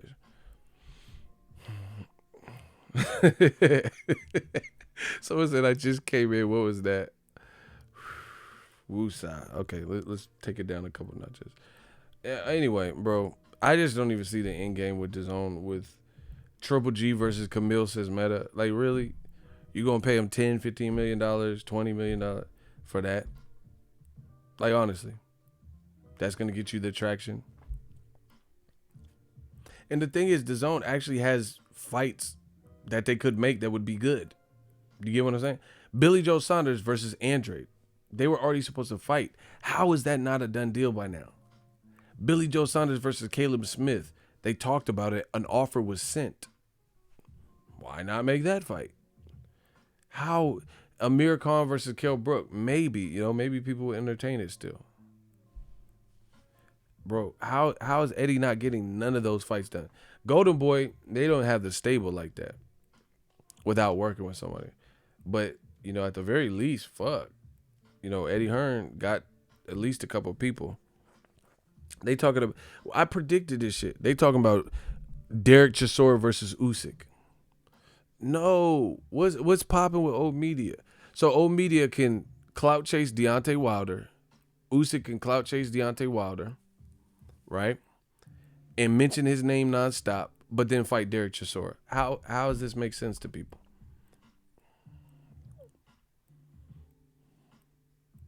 So Usyk can nonstop bring up Deontay Wilder being an easy fight, but you fight Derek Chisora. How? I know I can't be the only one that sees this stuff. But a lot of y'all play oblivious.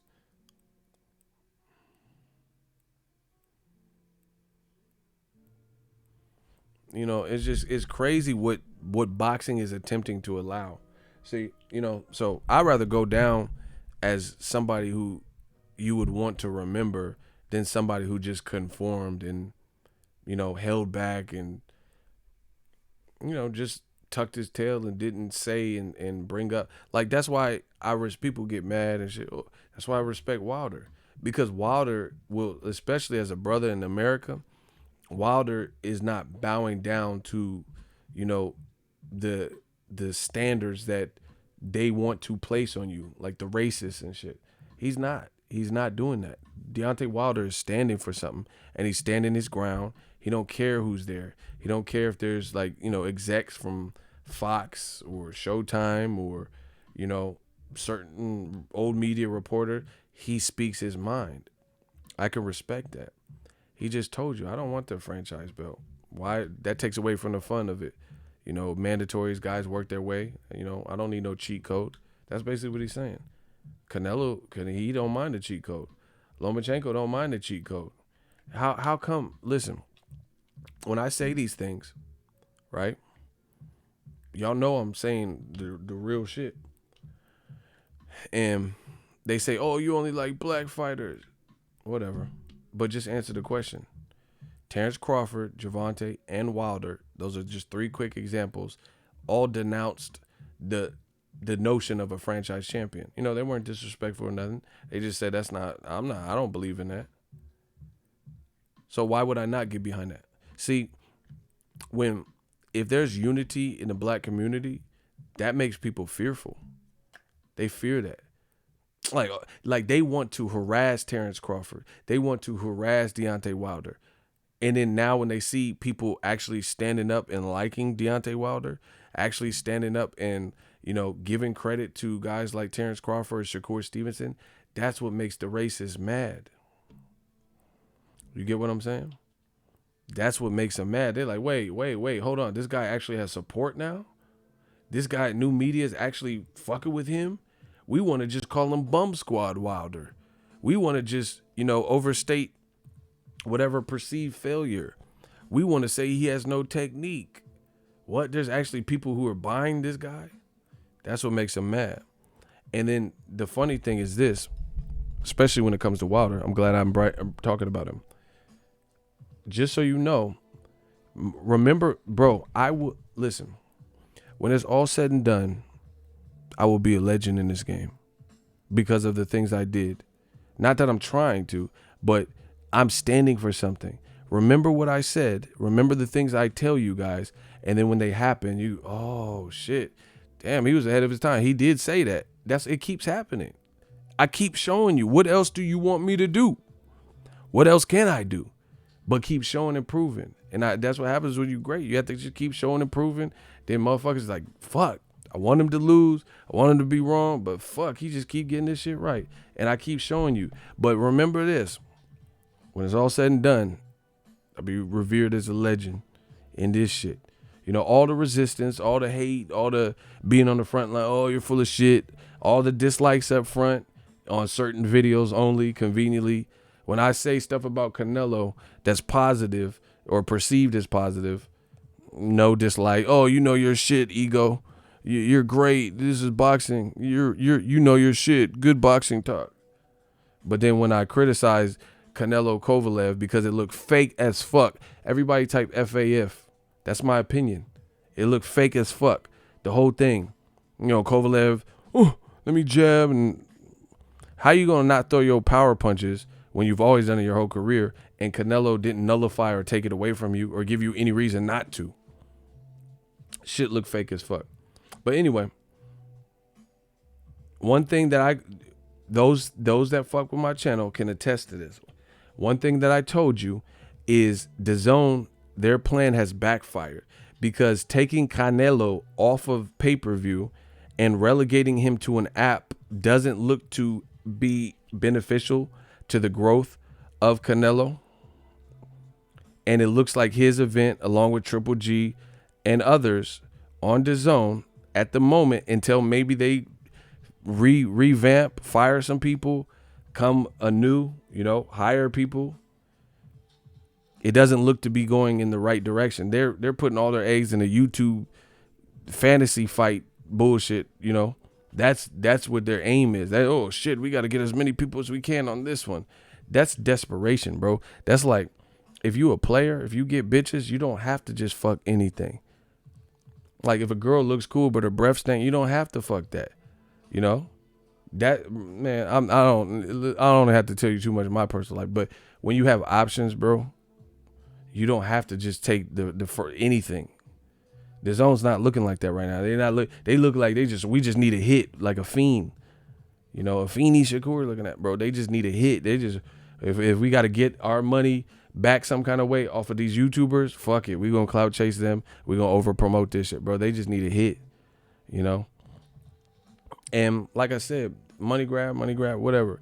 But there's different ways that you can do it without disrespecting boxing in the process. You get what I'm saying?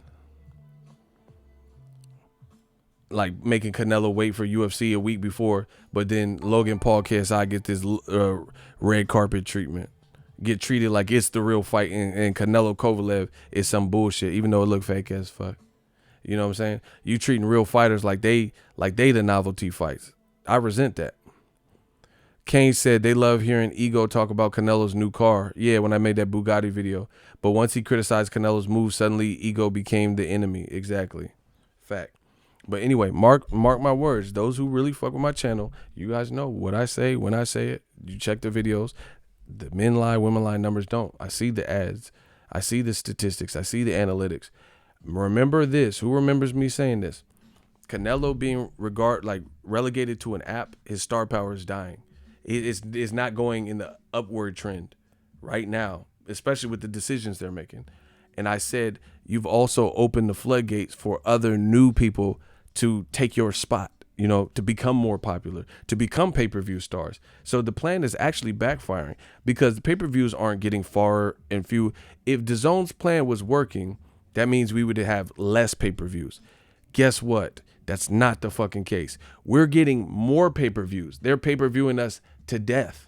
So you didn't do anything. You didn't, bye pay-per-view. You didn't do anything to pay-per-view. Because if anything, we're getting more PBC pay-per-views. They're putting ESPN pay-per-views. We didn't have no ESPN pay-per-views, but they put Crawford versus Khan on pay-per-view. That wasn't even a pay-per-view fight, but they tried it.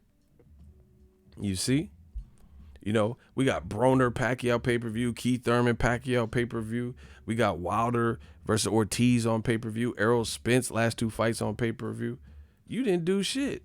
You didn't buy pay-per-view. Buy you, motherfucker. You didn't do shit to pay-per-view. UFC pumping out pay-per-views, WWE.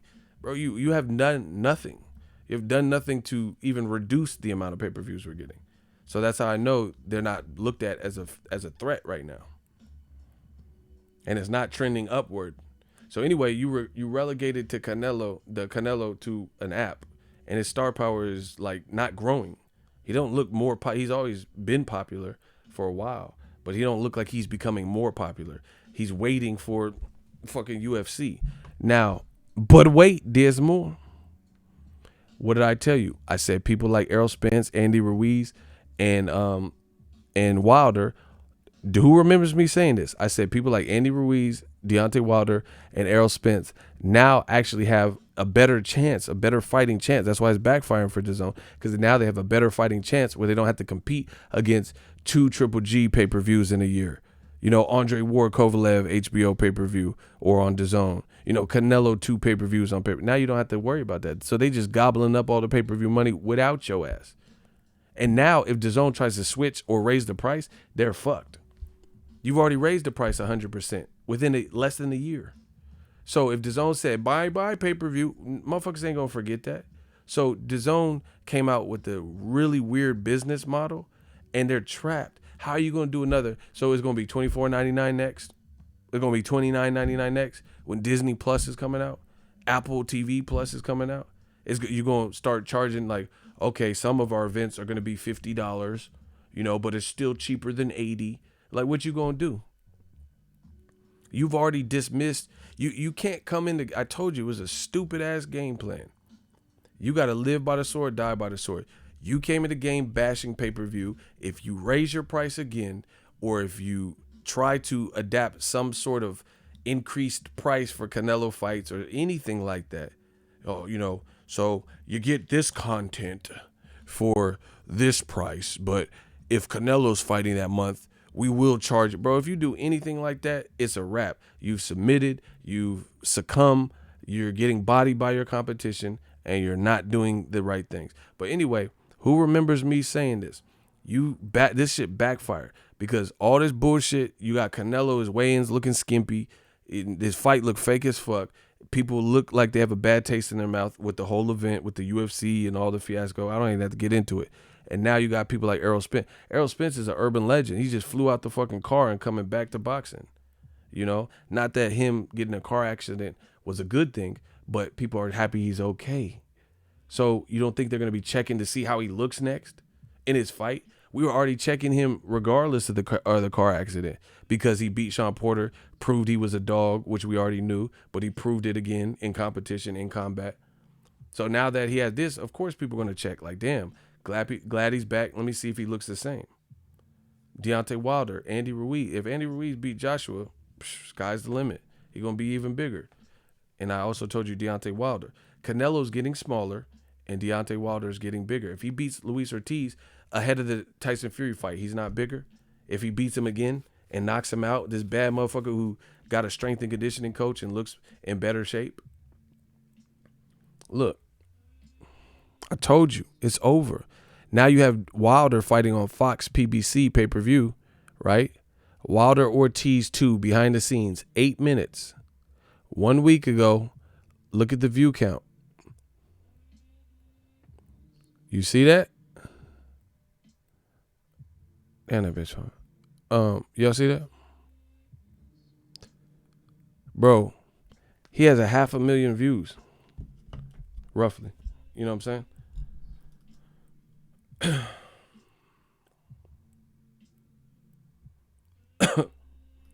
Can't get right. He said, dude, that's what I'm thinking. Also, like, holy shit, they paying fighters millions on millions, not only buying companies left and right. Definitely smell bankruptcy. Bro, yeah, you can act surprised or whatever. The writing's on the wall. If something major, if people don't get hacked or fired and they don't do a refresh, I don't see it being sustainable. You know, that's not hate. That's just from a businessman and a business perspective. But anyway, back to Wilder. Wilder just, Fox put up that video. That's one episode of a behind the scenes shit, right? So just keep this in mind. Bro, I literally personally have become old media's worst nightmare because everything I said has come true. And you see it and I show it and I remind you of what was said. Bro, once again, look. They told me that Wilder should have signed to Dazn. They told me that no, Canelo's star power is growing and nobody likes Wilder. Tyson Fury says nobody knows Wilder in America. His first time on Fox, he has a show, and it already, one episode, 8-minute episode, already has 500,000. Bro, that's not including his camp show, right, that he just did. That got over 1 million views on TV, or 2 million. I think it was 2 million or some shit. I did a video about it. Y'all check it out. But anyway, the one that they aired, it's like a camp life show. Bro, he did like 2 million views on that. That I didn't even go through all of PBC on Fox videos to find Wilder, but the writing's on the wall. Look at it. He was on national TV. He was on Magnum PI. He went viral for his last knockout. That random behind the scenes for the Luis Ortiz clip got 2.2 million views. Thank you. That random YouTube clip got 404,000, right?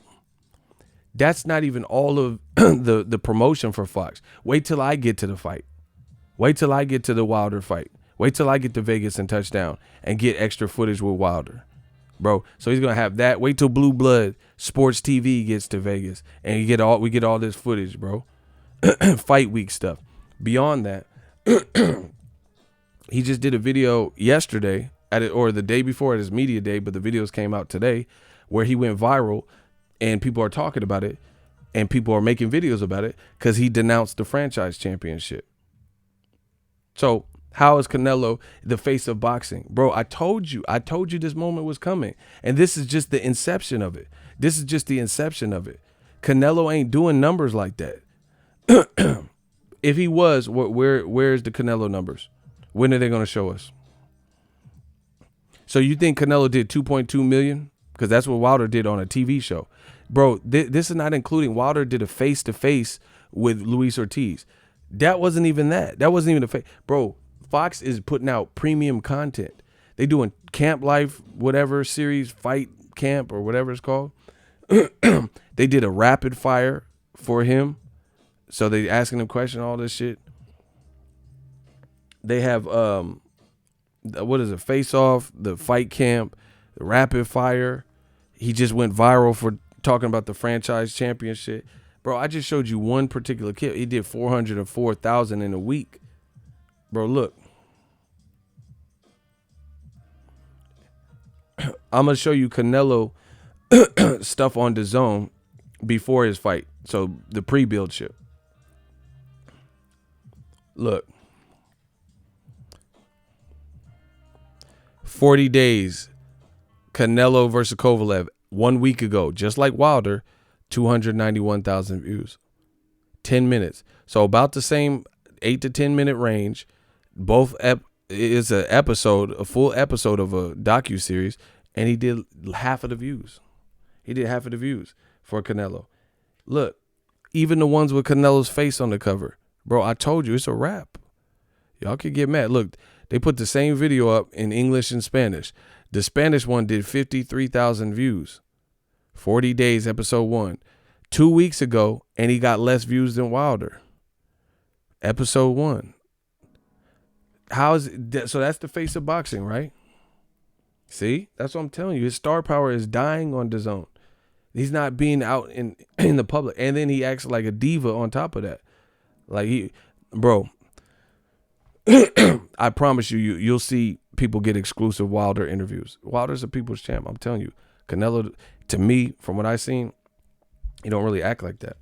He does his media shit, the public shit he has to do, and then probably goes to his room or something. I didn't see one person with no exclusive interview from YouTube, and they're big channels, bigger than mine. Where was there, like ES News, did they have a Canelo exclusive? I didn't see nothing. I didn't see nothing on my homepage. Fight Hub and Fight Hype. Did you see anybody with an exclusive before the fight? Did Canelo give his time? Watch Wilder. Watch what he do. And he in a tough fight too. That's not going to be rigged. So you can believe whatever you want. You can believe whatever you want, but you see Canelo's star power is being taken away. It's like he's not being regarded. Like, okay, how do you, as a boxing fan, put all the race and different things aside, who you like, styles, technique, pound for pound, all that, put that aside.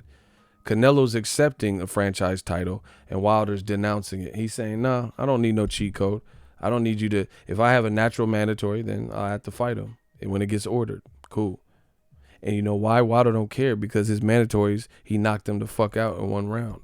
Bermain Stavern, Dominic Brazil. But Canelo, his mandatory was Charlo, and he gets out of it some kind of way. Knock the Charlo out in one round like Wilder's doing.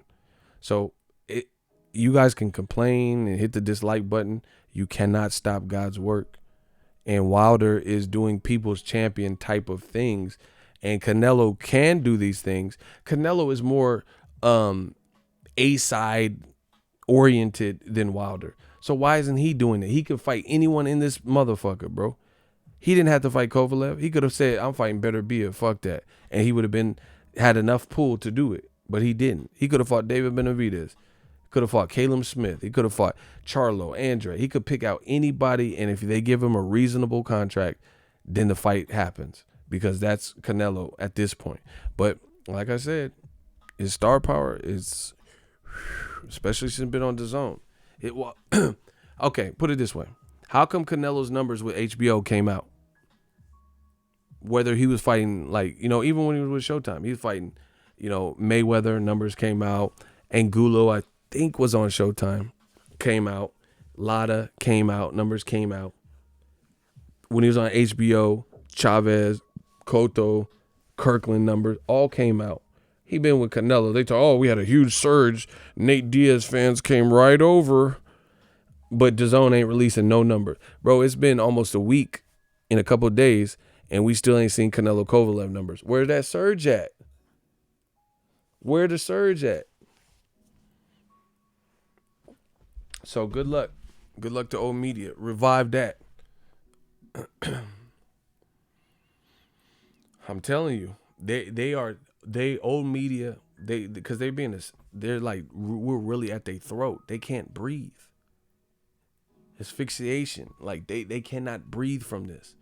So there's a little bit of fighting and kicking and screaming, but I promise you, when this is all said and done, you're going to see. You're going to see. If people aren't doing what they're supposed to be doing in boxing, then, we're going to talk about it. And the more we talk about it, the more it brings awareness and presence to it. And, people are going to have those tough choices. Look, we're not trying to, create havoc and fight. When Ego's army sees people fight, it's not even nothing that serious. It ain't nothing that serious. But we're going to talk about boxing, entertain, have some fun. And I just feel like all the politics and shit that's keeping the sport down, we're going to address them. And the more people, I tell you all the time, strength in numbers. The more of us do this and have these healthy conversations and talk boxing, the bigger our sport can become. But if it keeps having this franchise and all these bullshit little things and failing drug tests, moving to a different state, some of the decisions that DAZN's making, those types of things, that's not going to grow our sport. He said DAZN, old media is Blockbuster without the good nostalgia. Facts. Yeah, and I'm Netflix. We the future, baby. Anyway, I'm out. I'm about to go holla at the boy. Smash the like button. We working.